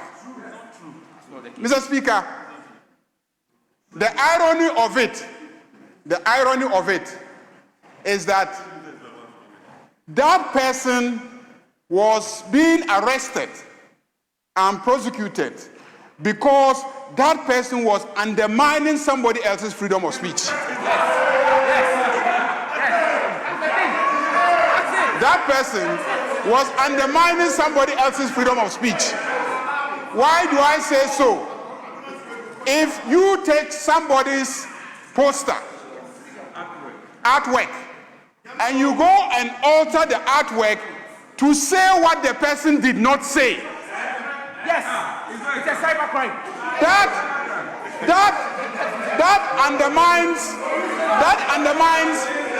that undermines the right of that person to freely speak. So that was the crime. To misinform the public. Mr. Speaker, the issues before us border also on a second instance, which is somebody saying that the president should be killed. Somebody saying that the wife of the president. Somebody saying. Please, timekeepers, keep the time for the majority leader. Can we have some order in the house? Honorable Nuruddin, please, let's have some order in the house. Let's have some order in the house. Yes, majority leader, you have the floor. Mr. Speaker, somebody saying that a president should be killed and that his wife should be beheaded. Mr. Speaker, in this country, we are governed by laws. The Criminal Offences Act was passed in 1960. In the Criminal Offences Act, passed as far back as 1960, to threaten the life of anybody, not even a president, to threaten the life of anybody is an offense. To threaten the life of anybody is an offense. So, Mr. Speaker, I am surprised that members of parliament will come to this house and make a statement in defense of somebody who says that a president should be killed. In defense of somebody who would say that the wife of a president should be beheaded. Mr. Speaker, I am surprised. And to speak as if that The laws of this country allow people to say anything. Mr. Speaker, let's not forget what happened in Rwanda. The genocide in Rwanda, part of it was attributed to reckless speech. Speech that incited one tribe against the other. Speech that demonized one tribe. Speech that normalized the killing of one tribe. That is what caused the genocide in Rwanda. And that is why, as far back as 1960, our Criminal Offences Act made it very clear that you cannot make such statements in this country. If, as a House, we want to debate it because we think that times have changed and therefore it is now okay for anyone to say that Afonyo Makin should be killed, that his wife should be beheaded.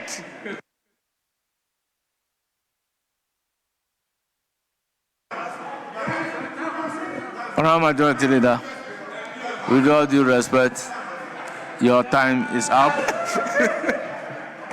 Honourable members, we will then take another statement standing in the name of Honourable Patricia Piaget, Member of Parliament for Asokwa.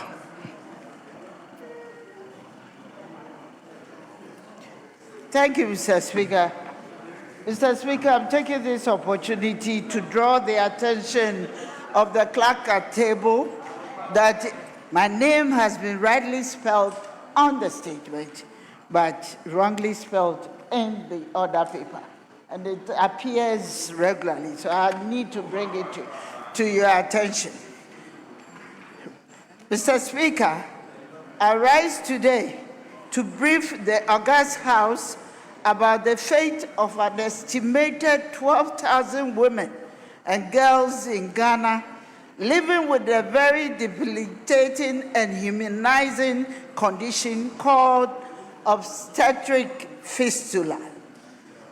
As representatives of the people, we can no longer ignore the challenges faced by the survivors of obstetric fistula, who are our mothers, daughters, and sisters. Mr. Speaker, let us consider what these women endure for a moment. Following prolonged obstructed labor without access to emergency delivery care, they develop a tear or an abnormal connection or a hole between the birth canal and the bladder or rectum, leaving them incontinent. As a result, they uncontrollably leak urine, feces, and sometimes both, and therefore carry along a smell. Mr. Speaker, beyond the physical pain and chronic medical complications, they face immense social stigma and isolation. Many would have lost their babies in the process, abandoned by their husbands and family, rejected by their communities, and left without any means of livelihood because of the smell in most cases. They cannot even travel on public transport or work in public spaces. Mr. Speaker, if obstetric fistula was a person, I would profile such a person as lowly educated, married young, or got her first pregnancy as a teenager, mostly lived in rural areas with poor access to medical care, and would have lived with a fistula for between 2 years to as high as 20 plus years because she did not know it could be treated or because it cannot afford the repair cost. Often, the survivors comes from northern part of Ghana or the Volta region. Right Honorable Mr. Speaker, it is imperative to note that obstetrics fistula is not a curse or caused by witchcraft, but a problem during delivery, a medical situation that is preventable and treatable. It can largely be avoided by a situation that is preventable, that is delaying the first pregnancy until the reproductive system is matured. Cessation of harmful traditional practices such as child marriage and female genital mutilation, and timely access to obstetrics care that is close by, staffed with skilled personnel, medical equipment, and supplies. It is treatable, thereby restoring the dignity and livelihood of survivors. Mr. Speaker, a study in 2025 on the burden of obstetrics fistula in Ghana by UNFPA and the Ghana College of Physicians and Surgeons, it is estimated that roughly 2 cases occur out of every 1,000 deliveries. This translates to nearly 845 new cases each year. Yet each year, only 60 to 200 of these cases receive the critical surgical repair they deserve. The remaining 77% are either unable to afford the $500 estimated cost of repair or are unable to reach the available services. Only a few health facilities have a surgical team with skills in fistula repairs. Each year, May 23rd is observed globally as the International Day to End Obstetrics Fistula. In 2003, the United Nations Population Fund, UNFPA, and partners launched the global campaign on this day to end obstetrics fistula by 2030. In Ghana, this year, the event included a high-level dignitaries visit to obstetric fistula multi-sites repairs at the Komfo-Anokye Teaching Hospital and the Mercy Women Hospital in Mankazim. I had the singular honor as the chairperson of the Parliamentary Caucus of Population and Development to join the Honorary Deputy Minister of Health, the chair of the Select Committee on Health, the United Nations Population Fund, and other partners to visit Komfo-Anokye Teaching Hospital to observe fistula repairs firsthand and to empathize with fistula clients as well as interact with surgical and hospital management teams about the condition and what can be done to accelerate efforts to end fistula in Ghana. The visit was indeed an eye-opener and has stirred up an even greater motivation and passion in me to ask that all of you, honorable members of parliament, join me to speak and advocate on behalf of the women and girls suffering from this humiliating condition. I understand that the government has a national fistula strategy, but it needs to be updated. The Universal Health Coverage, National Health Insurance Scheme, and Mahama Cares are all policies and initiatives that can support interventions to prevent and repair fistula cases.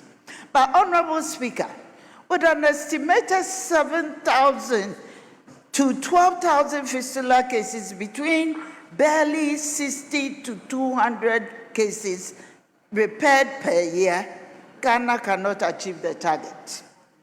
of the global campaign to end obstetrics fistula by 2030.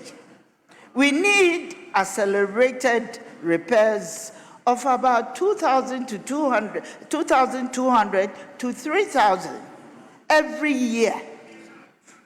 Fistula repair is not included in the National Health Insurance or Mahama Cares. Hence, the survivor who has no job because of the smell still needs to pay approximately about 5,000 to receive repair services. As representatives of our various constituencies, what can we do as members to end this preventable suffering? First and foremost, we must strengthen legislation and policy framework and prioritize maternal health care, particularly emergency obstetrics care in undeserved areas. For instance, we can make a policy that makes totally free health care for maternity and delivery care, and more importantly, include free care for conditions that arise out of pregnancy, maternity, and delivery care, such as fistula. Currently, the National Health Insurance does not cover this kind of condition. Hence, the need for a fistula survivor to look for the approximately 5,000 cedis. But with no work, a fistula survivor is left to charity services for her care and not protected by our national care package. We urge the government to include fistula as free of cost in its service package, including the Mahama Care Initiative.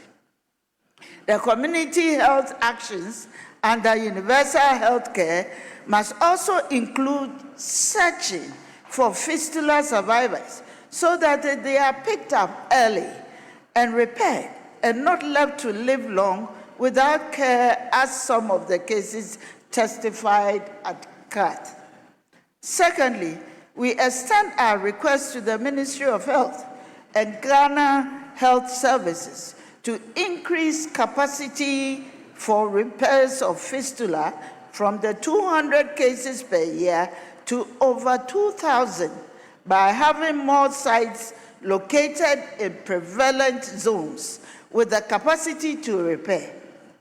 Hospitals need performance targets on the number of fistula repairs they need to make in a year. If we are to achieve the 2030 target in terms of accountability, the Ministry of Health and Ghana Health Services should provide annual updates on cases repaired compared to targets.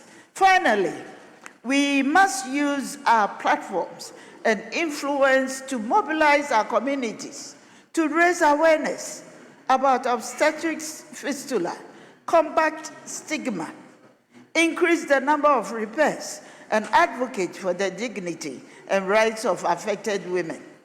In working with traditional and religious leaders, we must proactively mobilize against teenage pregnancy and child marriage, and more importantly, support timely seeking care for the pregnant women to avoid delayed care that may lead to delivery complications.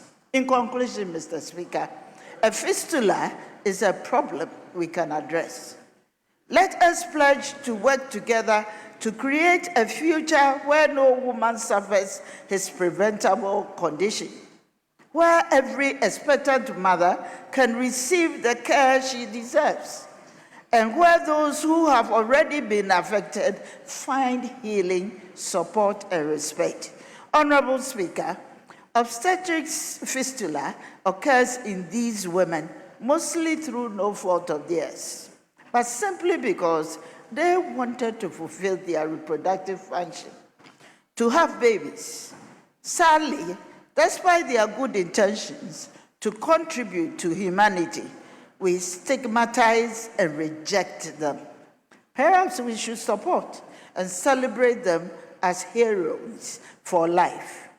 Parliament, I wish to commend UNFPA and its partners for their work on fistula. I ask Parliament to let us join the partnership to end obstetrics fistula in Ghana now and act collectively to end obstetrics fistula in Ghana. I thank you for your attention. Thank you. Honourable members, that was a statement ably made. I will give the floor to Honourable Haji Aladi. Thank you, Mr. Speaker, for the opportunity to comment on the statement ably made by my colleague, the Deputy Minority Leader, Honourable Patricia Ejei. Mr. Speaker, obstetric fistula has been in the system for quite a long time, and it's a very worrying source of pain to most women. Listening to what she has said, she has clearly stated why, where, and how. Most of these cases, as she mentioned, are from especially widows in the northern sector, that is Upper East, Upper West, Northern region, and the other two. Then from the Volta region. Mr. Speaker, someone might ask, what is the cause? And when obstetric fistula is mentioned, it is simply a tear between the delivery part, that is the vagina, and the anus. When a tear occurs, to the extent that where the child is coming from and the anus tear and get together, now the anus can no longer control the feces and the vagina cannot control the urine. So the two, which we know, flow just uncontrollably. They flow uncontrollably. And Mr. Speaker, you can imagine, especially the poor women who have no idea. Many a times, there are times, maybe when it also happens during when we have female genital mutilation. We have learned that during the cutting, sometimes the women who practice this incidentally cut wrongly, and we have this problem. During childbirth, when this happens, most of the women, because of lack of education, they do not know how to seek for health care, and they also do not have the funds, even if it is mentioned to them. And so some of them find it difficult to even come out of their shells and talk about it. And once they don't have money, and as she has mentioned, there are just but a few centers. And the very first one is what she mentioned to be at Mankasim, the Mercy Hospital at Mankasim. Now imagine a woman having to travel from the Upper East, most probably to Tamale, to Kumasi, to Accra, or to Mankasim. The lorry fare alone, the transportation stops that woman, not to talk about payment for the treatment. What I will suggest today is that in the first place, education should continue, especially with the nurses and doctors who visit either homes, clinics, or the CHIPS. This education should be given so that women will be aware. That awareness should be created. Secondly, we need government to ensure that at least there are centers in every region. There should be centers in every region where women can easily gain access to treatment. The other issue is that the Mahama Care should please kindly take interest in this particular issue. The amount to be paid is something that most women who are affected cannot afford. Mr. Speaker, I believe if we give the support with the concern of this House, it will go a long way to relieve the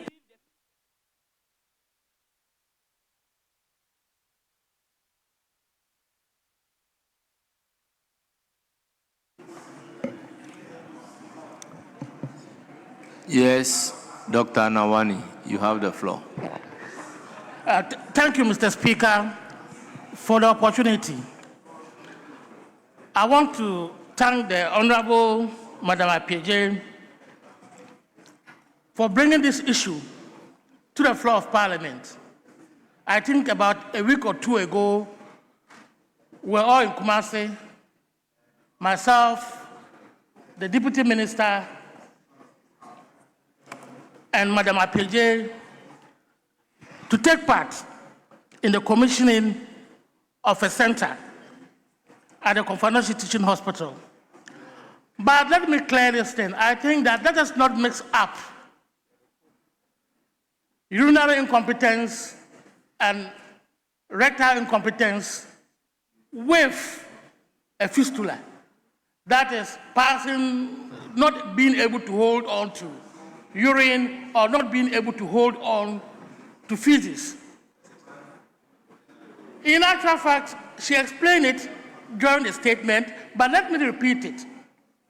It is when the head of a baby is descending, coming down, and there's obstruction or a block. If it is at the back or posterior, that is where the rectum is. So it will erode the wall of the uterus, go and erode the wall of the rectum, and you have feces passing from the rectum into the vagina. So you have feces passing through the vagina. If it is in front, if the obstruction is in front, the erosion will take place at the front part, and on top of the uterus or in front of the uterus is the bladder. So it will erode and go erode that of the neck of the bladder, and you will have urine also passing through the vagina.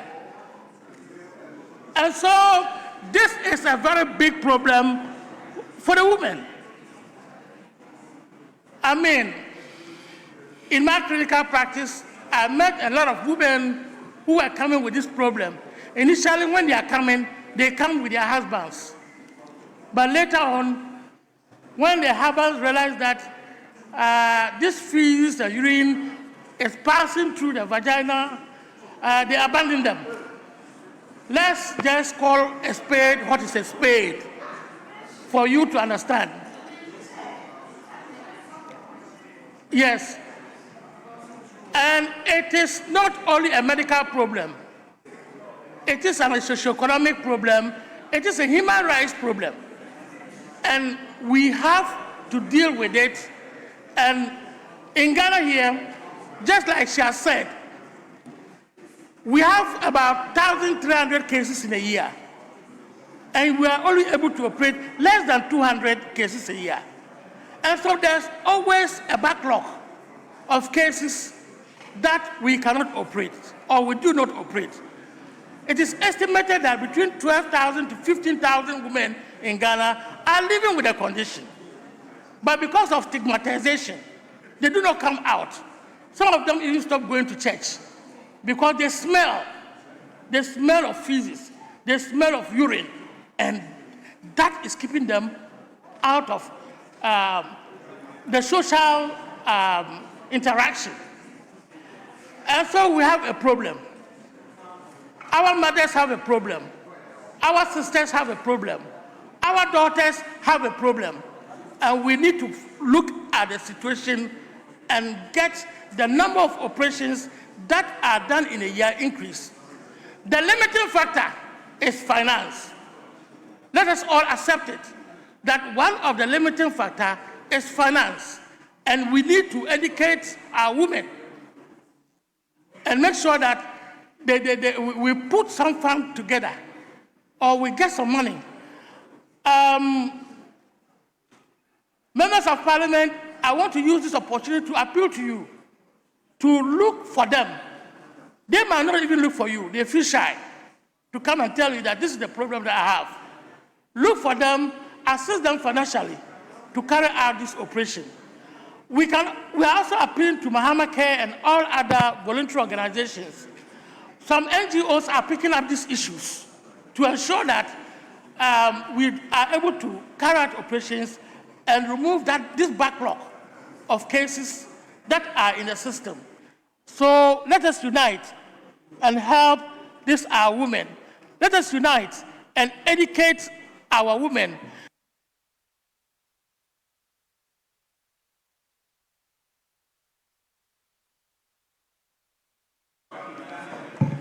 Yes, Honourable Member, your time is up. I will proceed to give the floor to Honourable. Yes. Speaker, I want to make an application to you.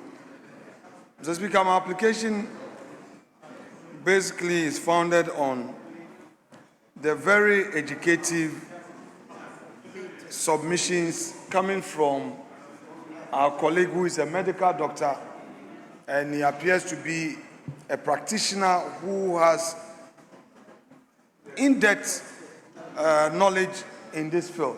Mr. Speaker, it helps us. So with your leave, and with your leave only, if, Mr. Speaker, you can help with the extension of time for him in particular, Mr. Speaker, to complete the education. Because, Mr. Speaker, I'm really listening and it would help me. I know it will help. Yes, Honourable Majority Leader, what do you say? Yes, you have 3 more minutes. Let me just add the You have last 3 one. more minutes. Okay. So timekeepers. Our teenage daughters, the young ones, those between 14, 15, 16, 17, 18, who anatomically or biologically are not well developed, let us advise them to avoid teenage pregnancy. Because even though it affects all age groups, they are the most people that are at risk. And so we should advise them because their pelvic is not yet ready, or the size of their pelvic is not yet ready for a baby. And when that happens, then there is what? A CPD. That is, the head is bigger than the pelvis, and this can lead to obstruction, and this can lead to this condition. And you realize that proportionally, it occurs in them more than any other age group. So let us make sure that we get our teenage daughters aware of this and don't get pregnant so early. Thank you, Mr. Speaker, for the opportunity. Yes, Honourable Matthew Nyindam. Thank you, Right Honourable Speaker, for giving me the opportunity to also contribute to this statement ably made by our Deputy Minority Leader. Mr. Speaker, I haven't sat down and listened to the experts and haven't gone through the statement ably put together by the Deputy Minority Leader. These are things that, Mr. Speaker, I will want to urge our medical practitioners, our medical doctors, our nurses. Mr. Speaker, some of these things are not known. to our mothers and our sisters. They are not known. So we need, Mr. Speaker, to embark on education seriously. Because if you look at the statement, and having listened to my colleague here, obstruction, just like he said, and he's citing, or the statement also brought up about women or young girls that are below age and for some reason got themselves pregnant. They are more opened and more vulnerable to this particular phenomenon because you are underage, you are not developed, but unfortunately, you are forced to give birth. Unfortunately, if you get yourself into this particular situation, it is then that we begin to talk about finance, we begin to talk about money. How many of, Mr. Speaker, of these children that will get themselves pregnant at the teen age will be able to bring or afford the money that will repair such a situation? Obviously, it will be difficult. And having read the statement, you realize that most of the places that some of these things occur are areas that poverty is endemic. That is where you get these children go to look for their own daily bread, unfortunately lured by men, get themselves pregnant, and then unfortunately find it difficult to give birth. So, Mr. Speaker, my point particularly, which I want to stress forcefully, that the Ministry of Health must, as a matter of priority, give some kind of directions that this particular situation, education is given. We also look at prolonged birth, where unfortunately our roads are so bad. Those of us from the villages, village constituencies like Pandai, a woman gets pregnant in a community called Digengem, and how to get him to Pandai, sometimes, Mr. Speaker, is problematic. Means of transport, sometimes too, Mr. Speaker, these children are kept, or these mothers are kept home for a very long time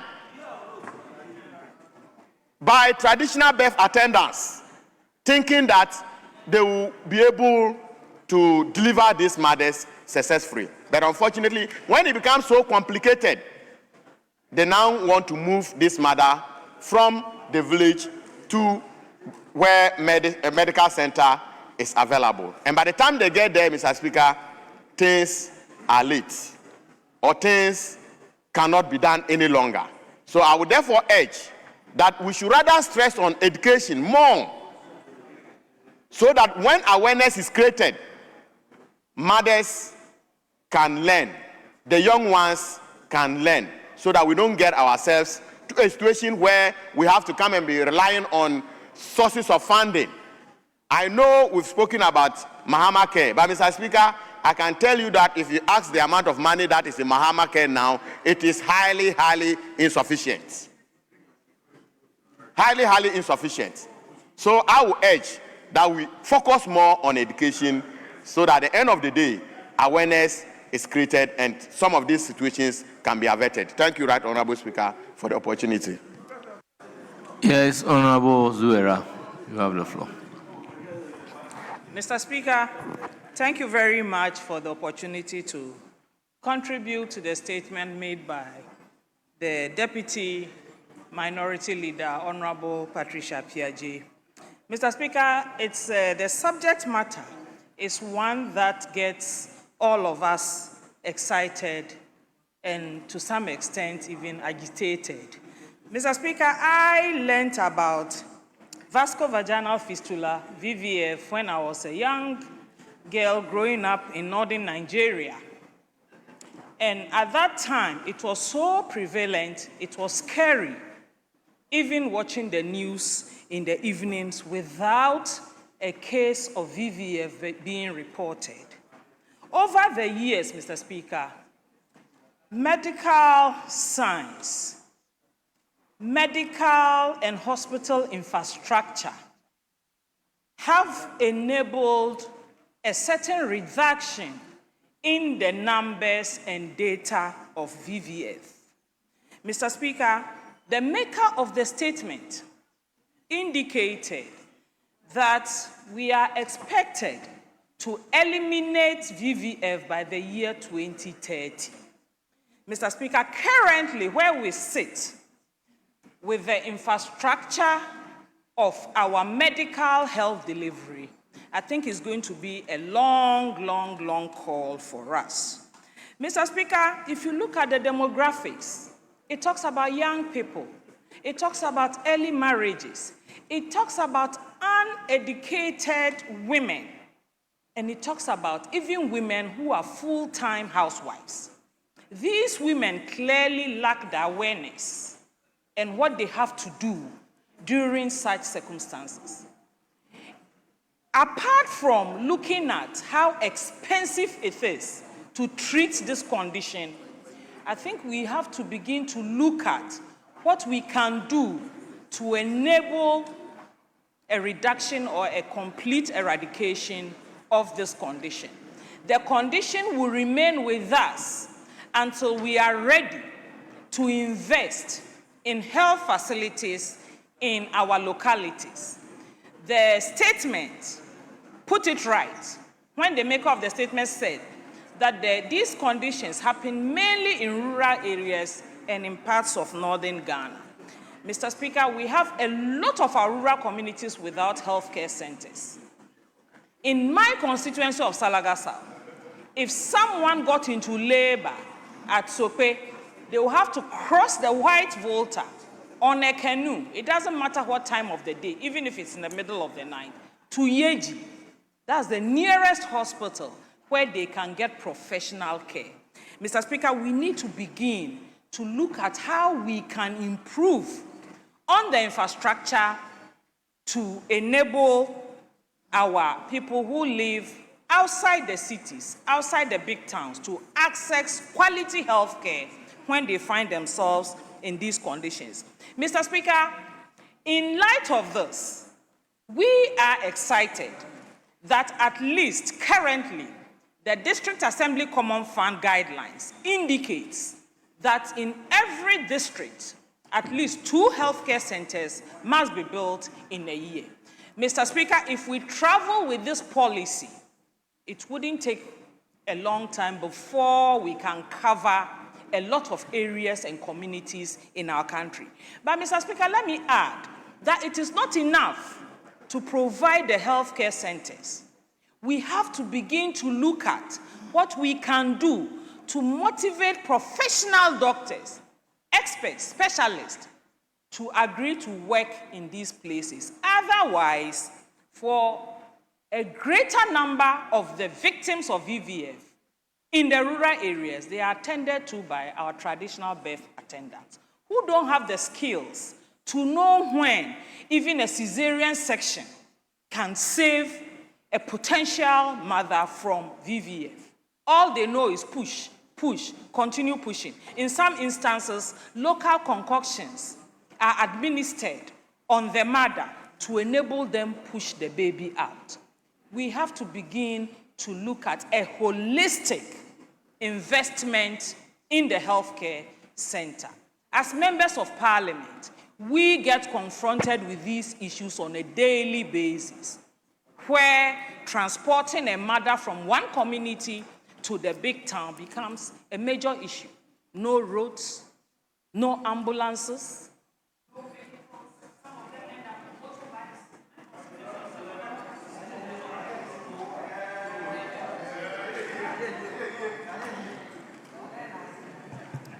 Yes, let me give you the last opportunity. Okay. Thank you very much, Right Honorable Speaker, for this opportunity.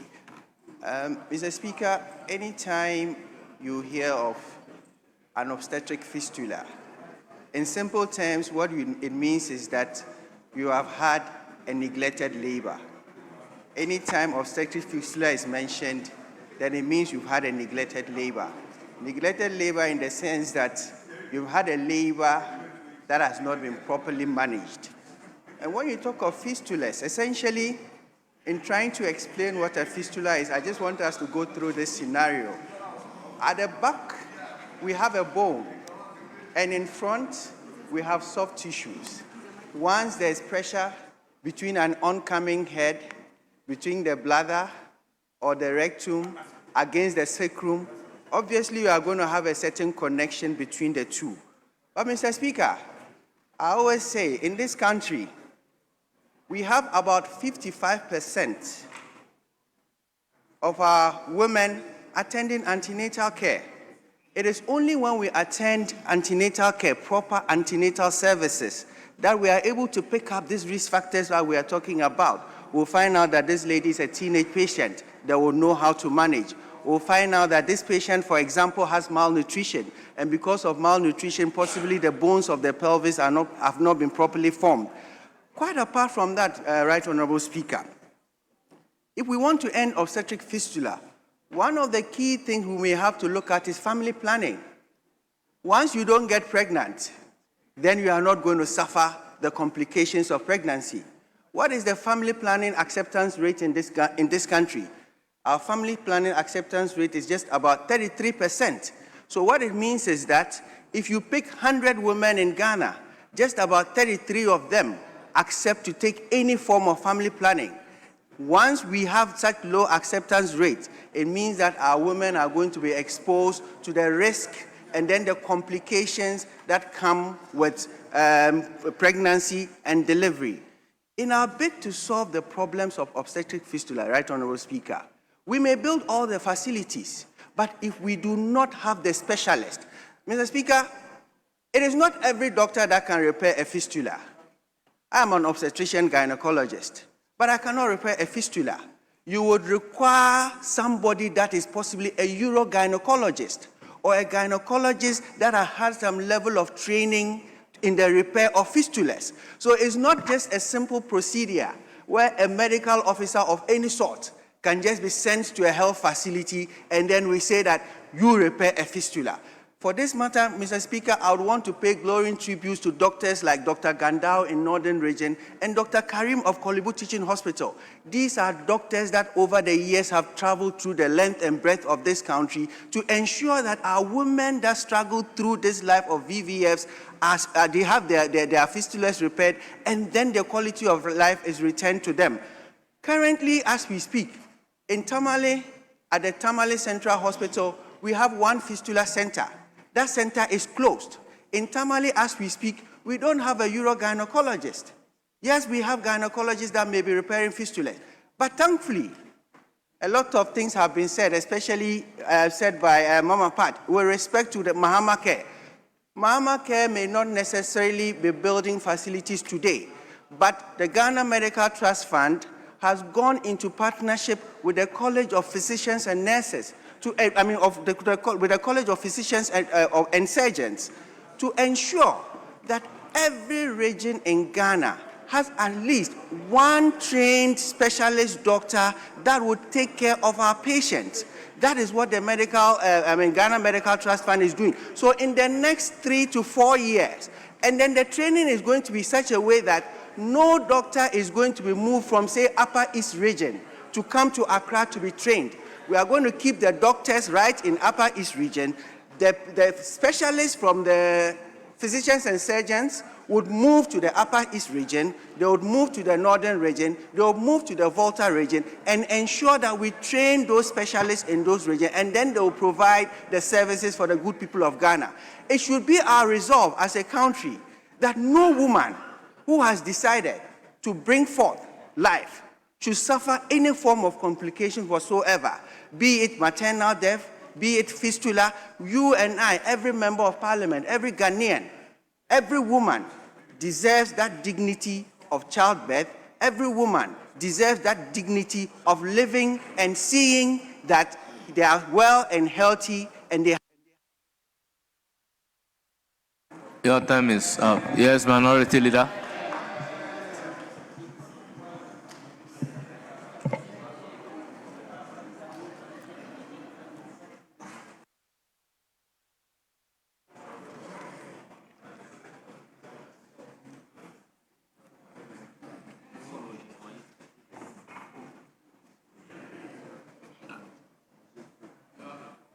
Mr. Speaker, thank you for the opportunity. Mr. Speaker, I rise to associate myself with this very important conscience-stirring statement delivered by the Honorable Chairperson of the Parliamentary Caucus on Population and Development, who also doubles bona fide as the Deputy Minority Leader of our caucus. Mr. Speaker, what she has placed before Parliament is not merely a health report.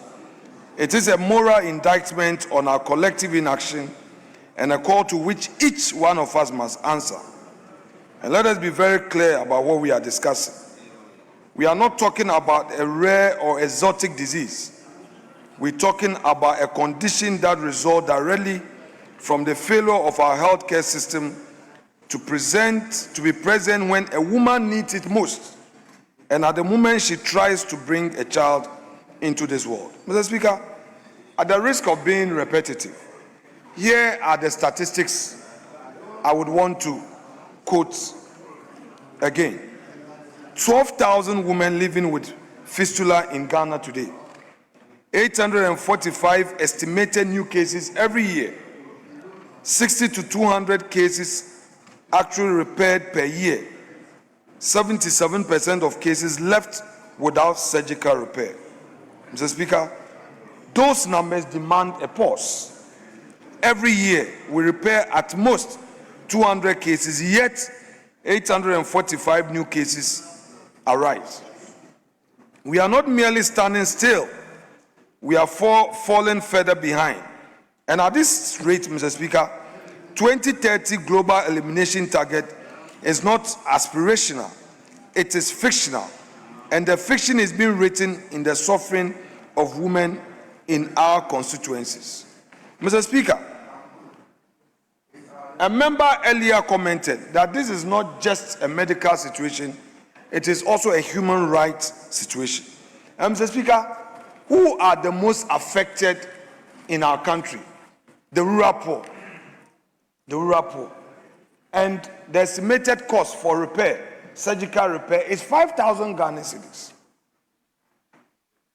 I would want to add my voice to the call by members, including the maker of the statement,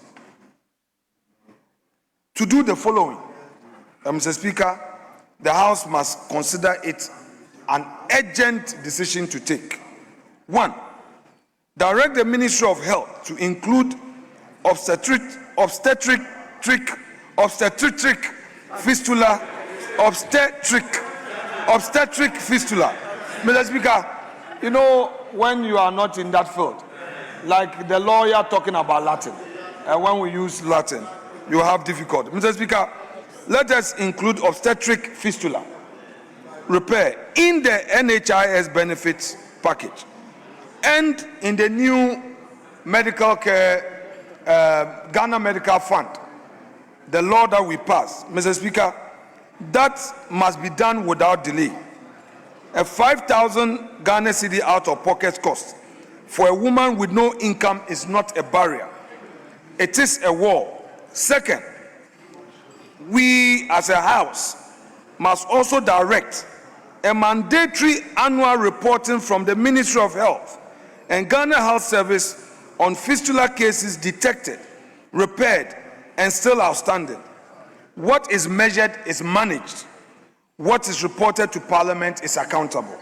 Third, this House should direct a ministerial support for the expansion of fistula repair capacity from the current handful of sites to a network of facilities, particularly in the northern, upper east, upper west, and Volta regions, each with trained surgical teams and clear annual performance targets. Mr. Speaker, fourth, each one of us in this chamber must have a duty to commit to raising awareness in our constituencies, dispelling the stigma, the myth about curses, and the shame that keeps survivors hidden for years or decades. Our platforms are powerful precisely because our communities trust us. Mr. Speaker, Finally, I add my voice to our colleague who, Speaker, we agreed on. Sure. Please give him extra time. Okay, thank you. Speaker, fourth, as members of Parliament, commit to raising awareness in our constituencies. Extra 5 minutes. Dispelling the stigma, the myth about the curses, and the shame that keeps survivors hidden for years or decades. Our platforms as members of Parliament are powerful precisely because our communities trust us. And Mr. Speaker, the final recommendation for action, I would want to repeat the point made by our colleague who spoke before me and is a practitioner in the medical field, a medical doctor. Mr. Speaker, he says he's a gynae, and he added in his comments that there must be trained specialists every year and be distributed across the regions to see to this. Mr. Speaker, this is an investment that must be included in the budget of the Ministry of Health. And since the Deputy Minister is here, and I'm sure she is taking note for the Minister, in the mid-year review, this must be a serious matter to be considered in the budget for the Ministry of Health, or that any emergency funding arrangement must be provided for in the budget so that this training, Mr. Speaker, is done. Mr. Speaker, that said, I would want to quote what the honorable member said in a statement. Quote, "A fistula is a problem we can address." I agree, and I would want to add, a problem we have chosen not to address until now is a choice that reflects our values as Parliament. Let us choose differently today. End quote. Mr. Speaker, hepatitis B came to this floor, it became an issue on this floor, that we have HIV being covered by health insurance, yet hepatitis B is not covered by health insurance. And many more people in Ghana die out of hepatitis B. It is estimated that over 3 million Ghanaians live with hepatitis B. They die faster than HIV. They don't get any support. They are not covered by health insurance. Mr. Speaker, we cannot allow this to happen. So, Mr. Speaker, whilst the minister gave a promise to address the issue of hepatitis B, to add it to the health insurance, this important matter has also come. The time to add this condition to our health insurance, as well as train medical practitioners specifically to deal with this, is now. Mr. Speaker, let's not fail our people. The women living in this condition did not choose their circumstances. They chose life, the life of a child, the joy of motherhood, and were punished for that choice by a system that was not there for them. It is time for the system to show up. It is time for Parliament to show up. I fully support this statement and urge all honorable members to add their voice, their resources, and their advocacy to the effort to end obstetric fistula in Ghana. Thank you so much, Mr. Speaker, for this treasure space. Yes, majority. Yes, Deputy Minister for Health, you have the floor. Thank you, Mr. Speaker, for giving me this opportunity to comment on this statement aptly made by Honorable Patricia PJ. Mr. Speaker, when it comes to obstetric fistula, as I think all my colleagues have mentioned, it could either be a VVF, which Honorable Ajia was talking about, which is between the birth organs and the bladder where the patient urinates, or it could be also between the birth organs and the rectum. So we have two different types of fistulas, vesicofistula, vesicovaginal, and then rectovaginal. So both of them, what happens when it's a VVF, like she mentioned, the woman is constantly leaking urine. When it's the other way, the woman is constantly leaking stool. So there is no barrier to, so all the time they are leaking. So because of that, they are stigmatized. And because of that, most of them, their husbands leave them with a baby, and they can't even go to work because they are constantly leaking either stool or they're leaking urine. So, Mr. Speaker, knowing this, the ministry has been working on maternal mortality and also morbidity issues. Mr. Speaker, the maternal mortality numbers or the index in Ghana is the health index that is trending the wrong direction. Last year, we had over 1,000 women die.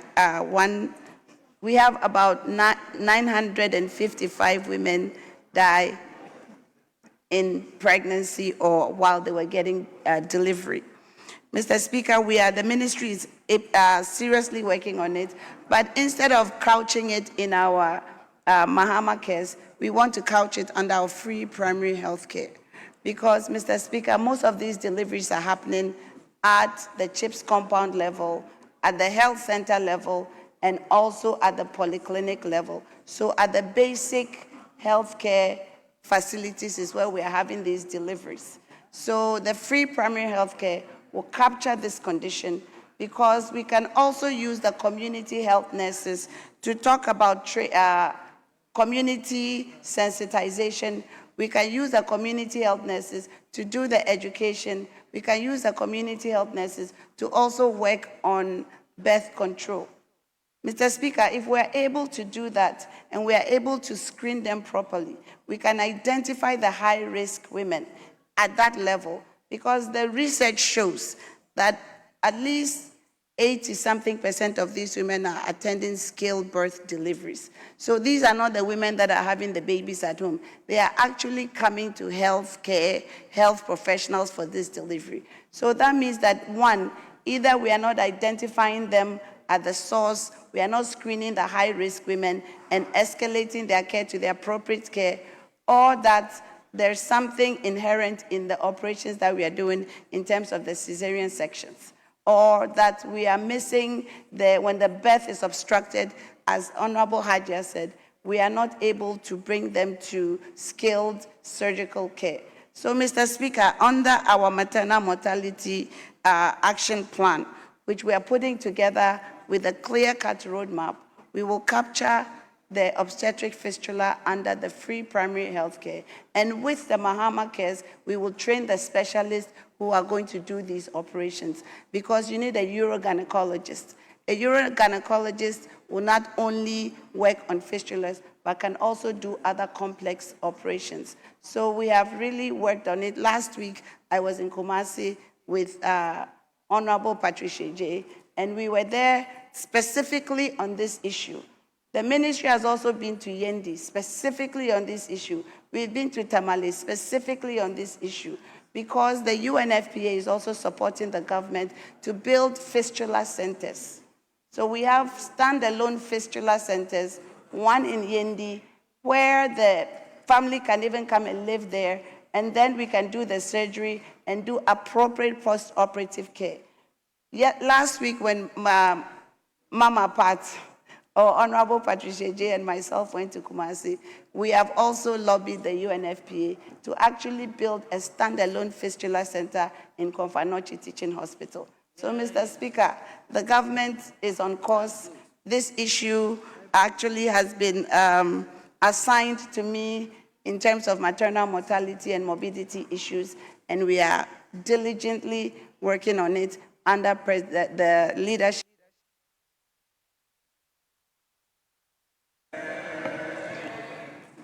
Honourable members, we've come to the end of statement for today. Regarding the last statement, I would direct that the statement be transmitted to the Minister responsible for health. Yes, Majority Leader. Mr. Speaker, we agree to take a few clauses of the Community Service Bill. So if you can take some three clauses. A few clauses here. Yes, Minority Leader. Speaker, I'm not opposed to the application by the respected leader of the House. Mr. Speaker, save that I put in a request to him for us to winnow on the bill. That has not been done. He rather suggested I file my proposed amendment, which I've done. But, Mr. Speaker, I think we can do a much more collaborative work if we meet at the winnowing level to discuss, so that we don't come to this House to be debating and debating and debating. Mr. Speaker, I have an indication that there is a private member's bill on bail, and I believe that we can fuse these two legislations and create one, all-inclusive law to deal with post-conviction and pre-conviction custody issues, especially so when very senior members have raised major concerns on this issue of bail. Honorable Harun Idrisu has had occasion to express concerns about the nature of bail that is granted, very, very onerous conditions. And we've also heard from Honorable Muntaka Mubarak, the Interior Minister. I myself have had cause to raise these concerns at very important, fora. And I believe that if we are thinking about tomorrow, then whatever law that we are passing, we shouldn't be looking at it in piecemeal. We should look at it carefully for the sake of democracy, for the sake of our country, so that we don't treat it like, oh, yesterday it happened to somebody, so it is somebody's turn. Then we are at each other's throats. This parliament has every power to clean up the system. And that is my only humble prayer. If it is accepted, we'll go along. If not, Mr. Speaker, as the rule goes, the minority should have their say, the majority should have their way. I rest my case. Yes, let me hear the minister responsible for education. Mr. Speaker, the Honorable Minority Leader called my name, and it's important that he quotes me in context.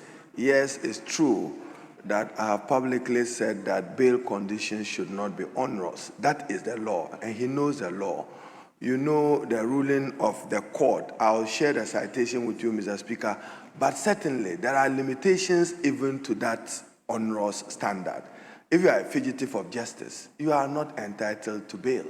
Persons who would not make themselves available or avail themselves for trial. And there are one or two persons who have demonstrated that behavior. But it's true, Mr. Speaker, that I have said that judges have been told, and told forcefully, that they should never use denial of bail as punishment for accused persons.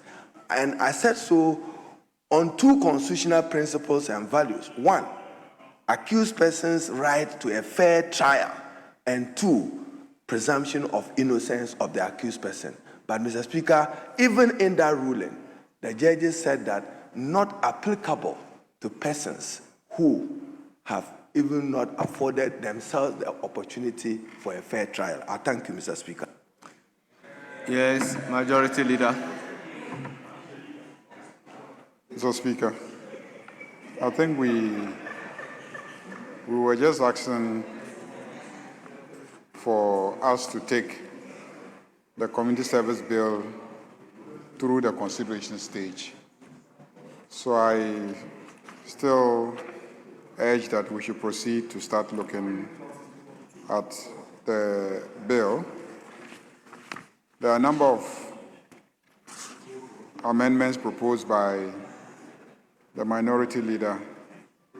It may well be that they might not really be issues that the committee or chairperson has objections to. If we find that we are spending too much time on amendments proposed by members, then we can think about referring the bill to winnowing. But for now, I think we should proceed. Let's try and cover some 5 clauses. Oh, you asked to make a statement. You were granted your statement. You made a statement. This was a small government business too. 5 clauses. And how many clauses do we have outstanding? Chairperson, how many clauses are outstanding? We're at 31. How many clauses is the entire bill?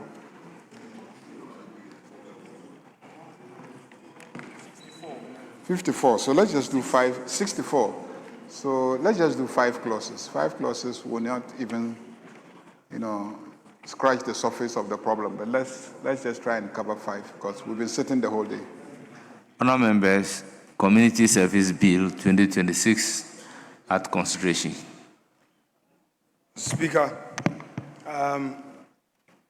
leader of government business has prayed. I'm not opposed to his prayer. But Mr. Speaker, in view of what we all know, I want to know whether the leader of government business has the express authorization from the Right Honourable Speaker.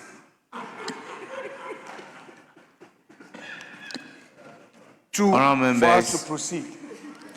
Community Service Bill 2026 at consideration stage. That's a matter between the leader of government business and the speaker. Yeah, Mr. Speaker, that is very important. Mr. Speaker, I agree with you that is between... Clause 22. Mr. Speaker, your minority leader But minority leader, sometimes we have to be fair. Mr. Speaker, that's fine. You raise this issue of taking bail into consideration in this bill. This has clearly been resolved in this House that it cannot be. Now, if somebody has a private member's bill on bail, that clearly has not been communicated to the House.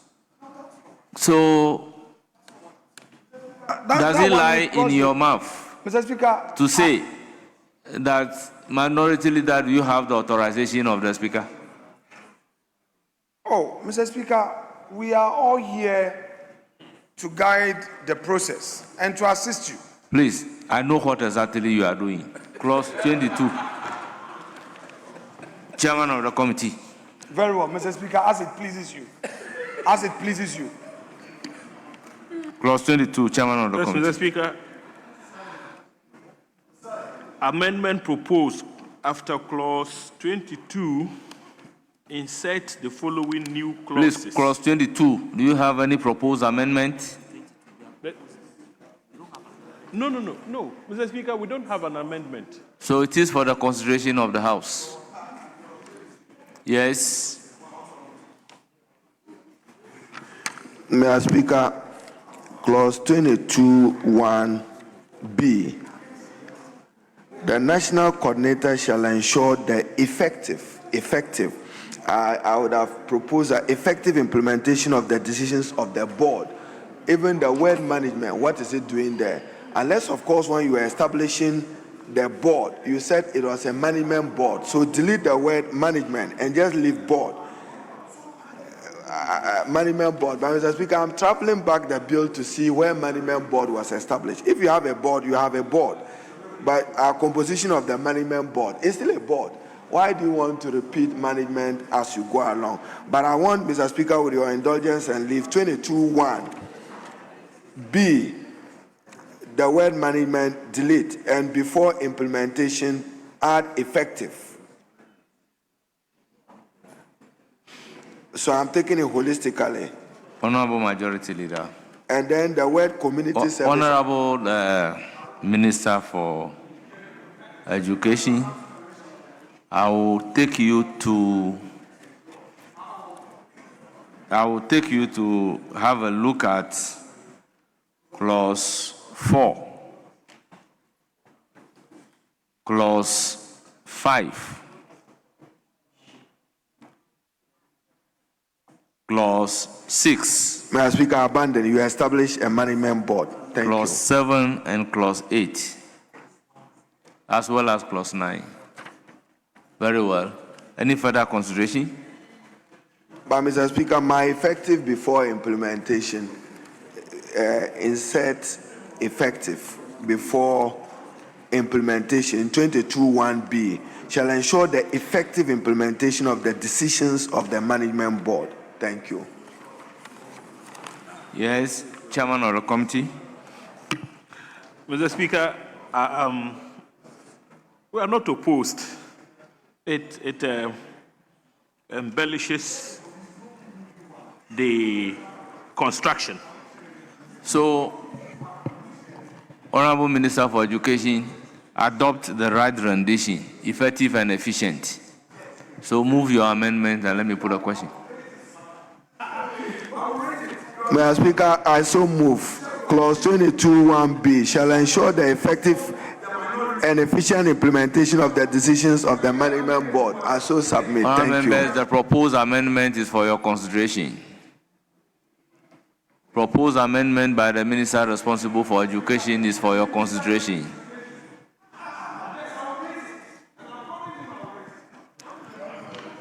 Honourable members, any further amendments?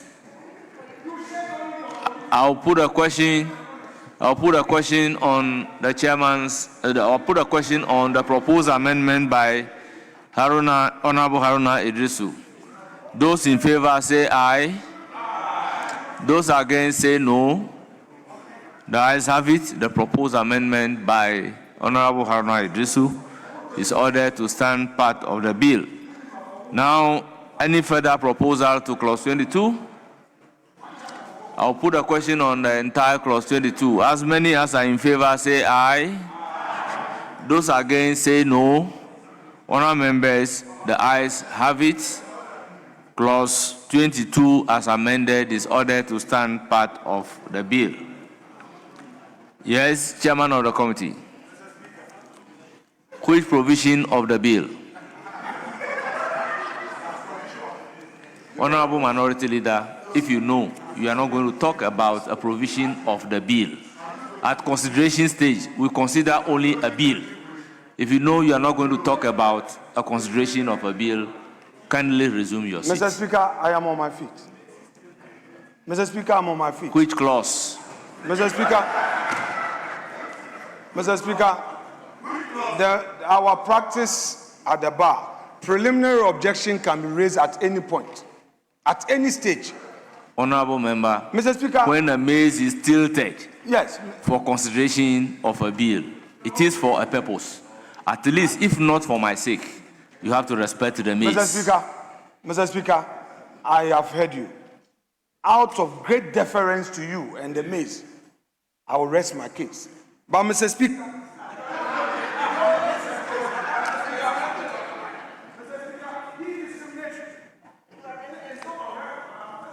Honorable Minority Leader, I think you are out of order. Yes. Amendment proposed, Mr. Speaker, after clause 22, insert the following new clauses. Deputy National Coordinator. Mr. Speaker, I don't intend to bore you by reading the entire construction. As captured in page 13. Absolutely. It is for the consideration of the House.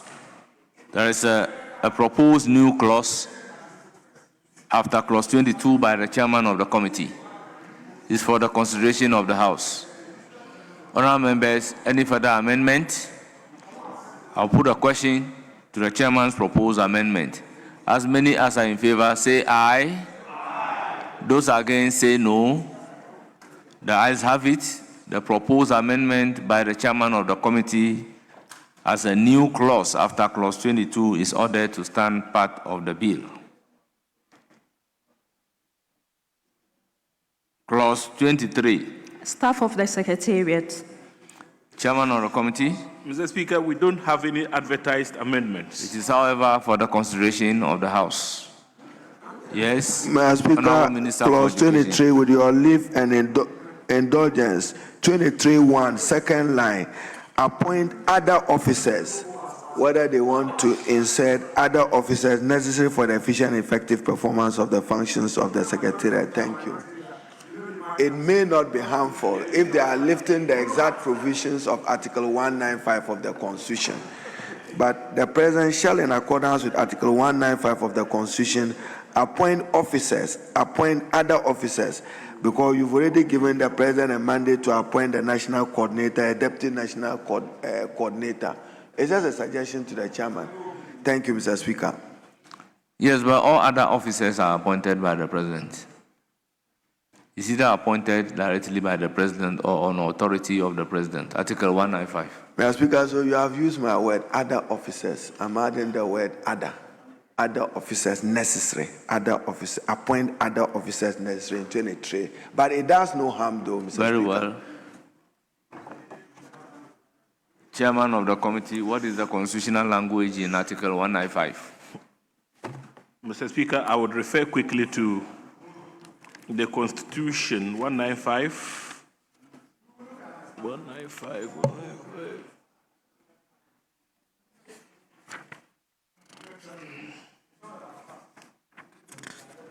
Mr. Speaker, with your kind permission, 195 of the Constitution reads as follows.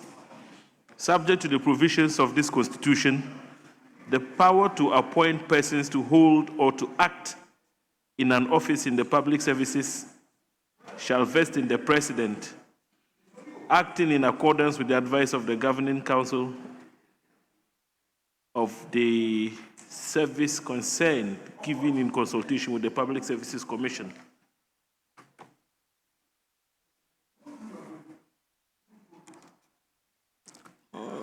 Mr. Speaker, With the constitutional provision, Minister for Education, what do you say?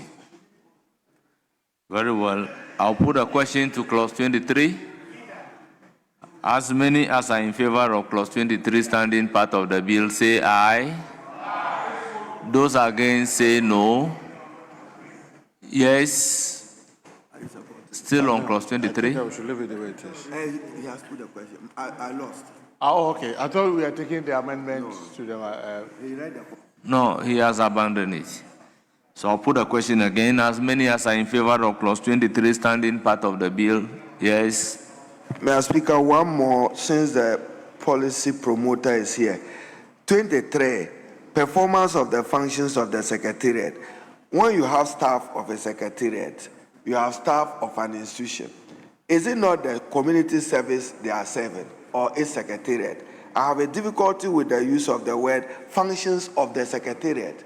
They must, the President, in accordance with Article 195 of the Constitution, appoint officers necessary for the efficient and effective performance of the functions of the service, not the Secretariat. I mean, you are putting in staff, like parliamentary service. Look at the marginal note of 23. Okay, thank you, Mr. Speaker. I'll refer to it. Staff and Secretariat. That's a marginal note. So we are dealing purely with the Secretariat. I'll put a question. As many as are in favor of clause 23 standing part of the bill, say aye. Those against, say no. The ayes have it. Clause 23 is ordered to stand part of the bill. Clause 24. Internal Audit Unit. Chairman of the committee. Mr. Speaker, we don't have any advertised amendments. It is for the consideration of the House. Honourable members, any proposed amendment? In the absence of any proposed amendment, I'll put a question on clause 24. As many as are in favor, say aye. Those against, say no. Honourable members, clause 24. The ayes have it. Clause 24 is ordered to stand part of the bill. Clause 25. Funds of the Secretariat. Chairman of the committee, amendment numbered II at page 13. Amendment proposed, delete and insert the following. Funds of the Secretariat. The funds of the Secretariat include A, monies approved by Parliament. B, subject to paragraph B of section 31 of this Act, monies accruing to the Secretariat in the performance of the functions of the Secretariat. And C, donations, grants, and gifts. So, Chairman of the committee, why not consider the B being an internally generated fund of the Secretariat?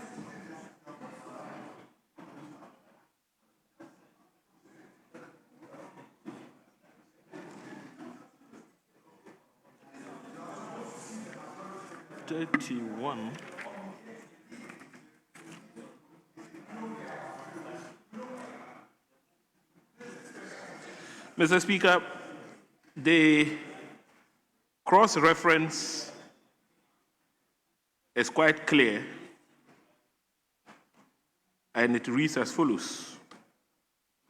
Any other monies that the minister, with the approval of Parliament, may determine.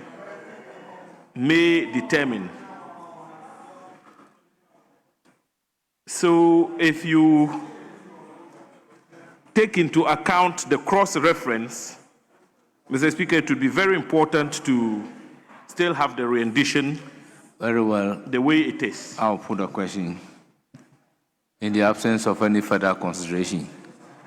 Yes, Honorable Minister for Interior. Thank you very much, Mr. Speaker. Mr. Speaker, I want to find out from the chair which of the amendments is taken. Because if you look at the 25, in the committee's own report, they were more elaborate. Even though I know, Mr. Speaker, you have some reservation about one of them. It was in A, B, C, and D. But what he is taking now, I don't know. You should check the committee's report because we sat at the committee and went through. Because in the committee's report, it was to delete and insert the following. Source of monies for the fund.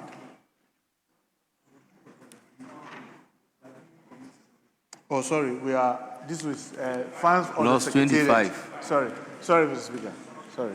Very well. I will then put a question on the proposed amendment to clause 25. Yes.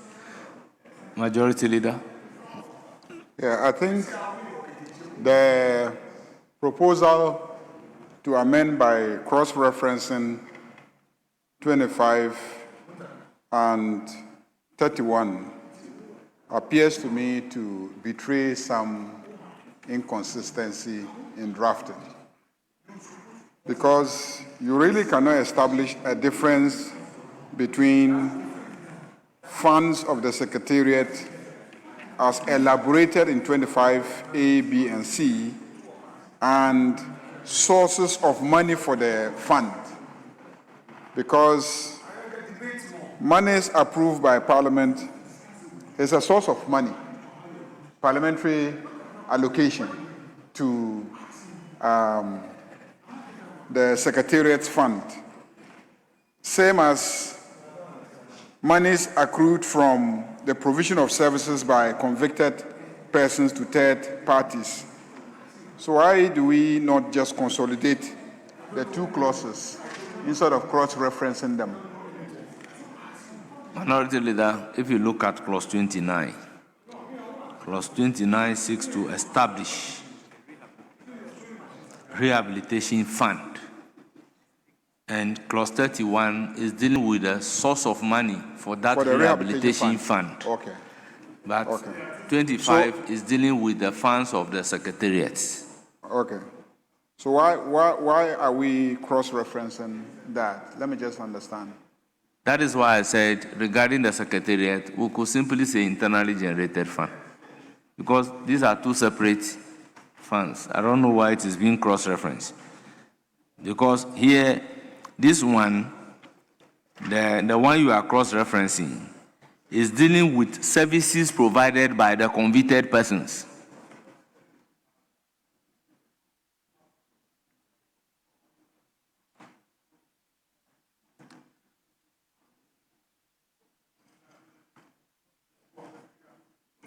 Mr. Speaker, sorry. Yes.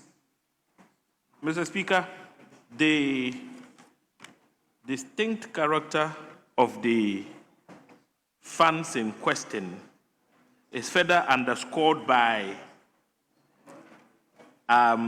clause 31. And if we get to 31, Mr. Speaker would find that 31C actually talks about 5% of the share of the District Assembly's common fund.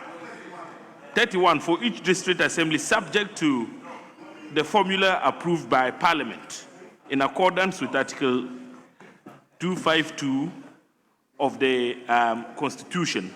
Yes, that one, if you come there, we'll look at the Constitution and determine whether we can legislate on that. Not. But in the meantime, if you don't do the cross-referencing, you run into problems. No. Right from the outset. You see, look at the 25. 25, the B, you are saying monies accruing to the Secretariat in the performance. Monies okay, I've moved to 31. 25 is saying the B is saying subject to paragraph B of section 31 of the monies accruing to the Secretariat in the performance of the DC. So paragraph B of section 31 is saying at least 25% of monies accruing to the Secretariat in the performance of. So if you are establishing source of money for the fund, I think the source of money for the fund should be different from the source of money for the Secretariat.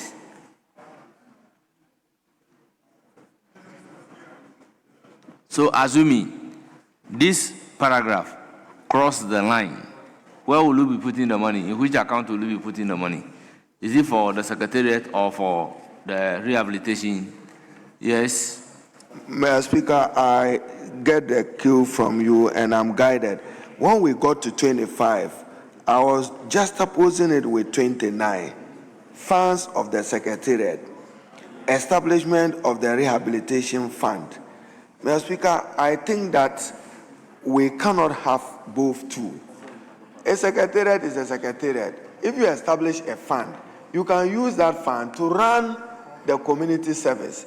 But I was wondering why you have funds of the Secretariat and then what source of monies for the fund. No. If we are establishing a fund, rehabilitation fund, let's establish it. As for Secretariat, it's a minute structure of the whole community service. So I think that we should focus more on 29 than on 25. This would be my view, Mr. Speaker. Thank you.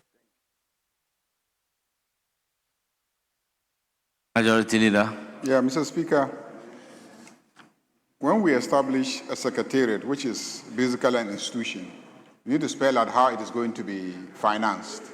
So I can understand if we say funds of the secretariat. What I have difficulty understanding is 25B, monies accruing to the secretariat in the performance of the functions of the secretariat. If you go to the functions of the secretariat, there is no money-making function spelled out there. There is no function there that enables the secretariat to make money. So if there's no function spelled out there that enables it to make money, I have difficulty understanding why we would mention that they will be accruing money in the performance of the functions of the secretariat. I'm saying so because the only thing that we can say may be money accruing to the entire system in the form of internally generated funds, as Speaker is directing, is monies accrued from the provision of services by convicted persons to third parties. But you're already allocating that money to the rehabilitation fund. So how can you allocate that money to the rehabilitation fund and at the same time mention it in 25 as a source of revenue for the Secretariat? So, Mr. Speaker, that is why you would see when we get to 31, the B talks about at least 25% of monies accruing to the Secretariat in the performance of the... So what is envisaged here is that the money that will be generated from the service convicts would render would only, just a fraction of it, 25%, would become a source of funding for the Secretariat. So that the chunk of it would become a source of funding for the rehabilitation fund. Yes, Majority Leader. Mr. Speaker, maybe we should suspend consideration of 25 and move up to 30. When we get to 31, then we can try and understand whatever structure we want to put in place. Very well. If that is the sense of the House, Clause 25 is accordingly deferred. Clause 26. Bank account. Chairman of the committee. Mr. Speaker, no advertised amendments. It is for the consideration of the House. Honourable members, any proposed amendment to Clause 26? In the absence of any proposed amendment, I'll put a question. As many as are in favor of Clause 26, standing part of the bill, say aye. Those against say no. The ayes have it. Clause 26 is ordered to stand part of the bill. Clause 27. Accounts and audit. Mr. Speaker, no advertised amendments. Yes, it is for the consideration of the House. Speaker, yes. with respect, the Majority Leader indicated that we're going to do some 3 clauses. 5. We've done more than 5, Mr. Speaker. Mr. Speaker, if you say 5, we've crossed 5. We've done 5 clauses. Please, when you see, let's take you by your word. You said 3, then later change it to 5. We are done with the 5. Colleagues, let us go by our gentleman's agreement. Mr. Speaker, I'm pleading. What he told us, we agreed. Then he changed it to 5. We agreed. So, Mr. Speaker, let it end there, respectfully. No. Honorable Leader, we agreed. You said 3, later change it to 5. We've agreed. So let's close there, please. In any event, the appropriate yes, Majority Leader. Discussion on this matter is yet to come into fruition. Mr. Speaker, I do agree with him. I know that several times they have called on this House to work 24 hours, pursuant to the 24-hour economy, policy. They have called on this House several times, and especially Jerry. Jerry has consistently expressed his commitment to work 24 hours. I'm surprised that today he's curtailing, proceedings at 7 o'clock, so 7 p.m. So let's members, from Clause 26 to 30, there is no advertised amendment. There are no amendments. That's why I want us to stop there. Mr. Speaker, if you want us to stop at 30 because there are no amendments, I agree that we stop at 30. That's fine. No problem. Clause 27, Chairman of the committee. Wait, Clause 27. Mr. Speaker, we have no advertised amendment. Let them read the clause.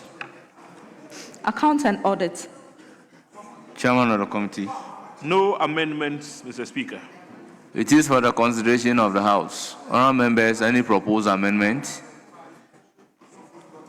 Honourable members, in the absence of any proposed amendment, I'll put a question. As many as are in favor of Clause 27, standing part of the bill, say aye. Those against say no. The ayes have it.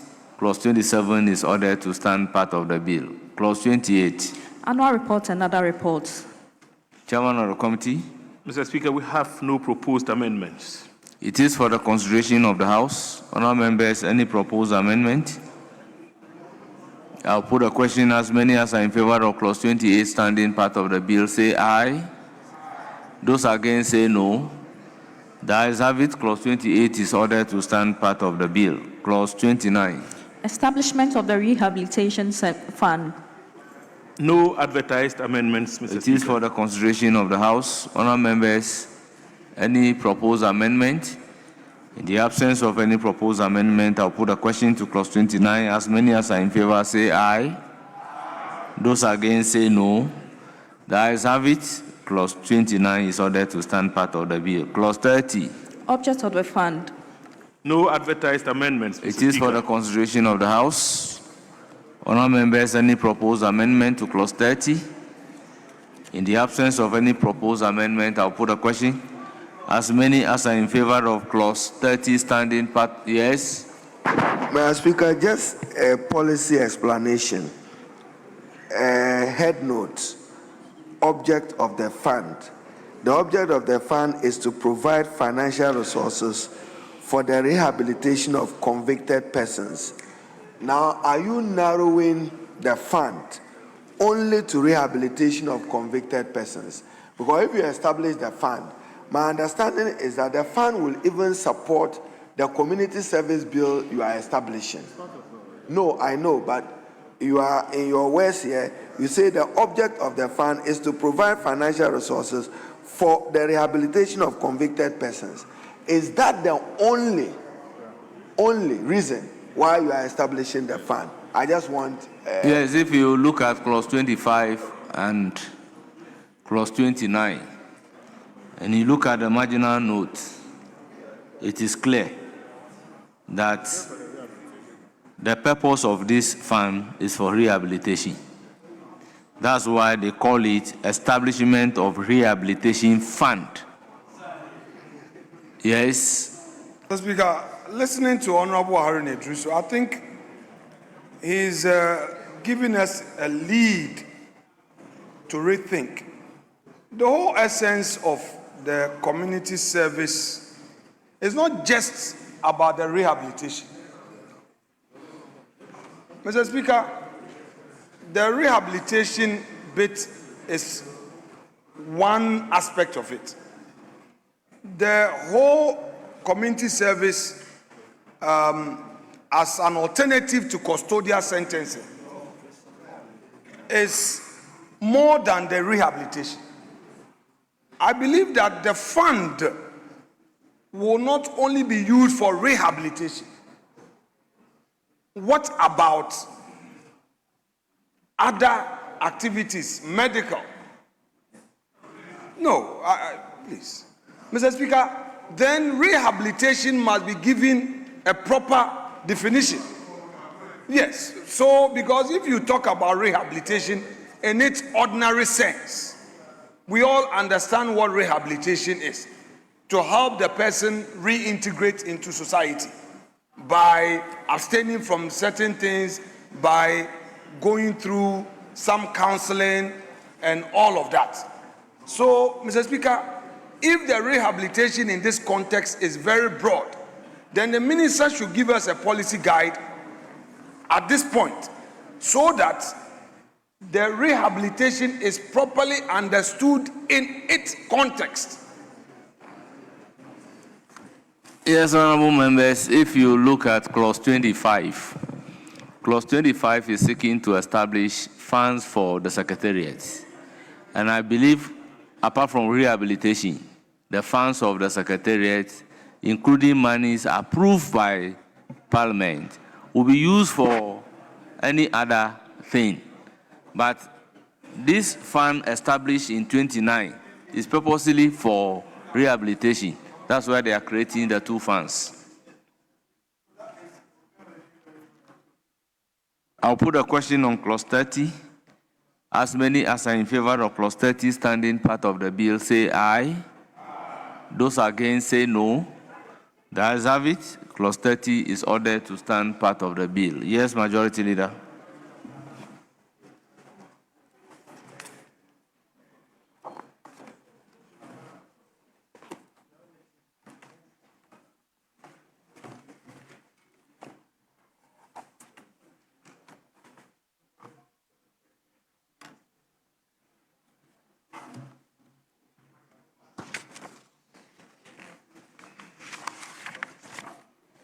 Yes, Majority Leader.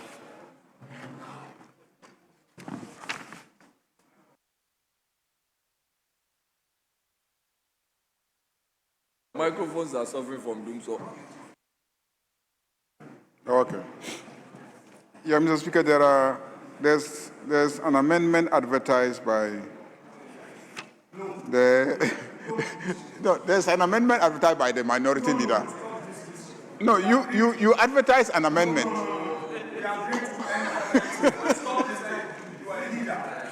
No, Mr.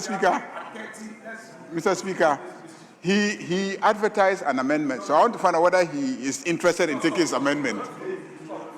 You are interested in your amendment, but not today.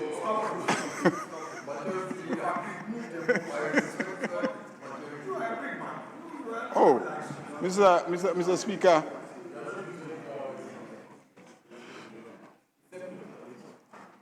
We started at 2 o'clock, so we've done 5 hours. We started at 2.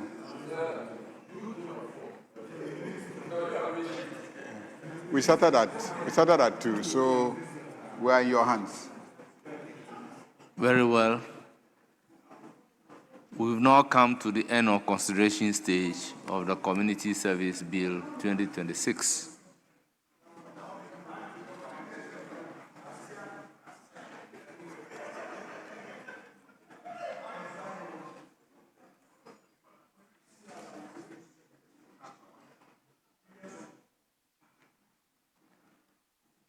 Honourable members, we have sat in excess of 5 hours.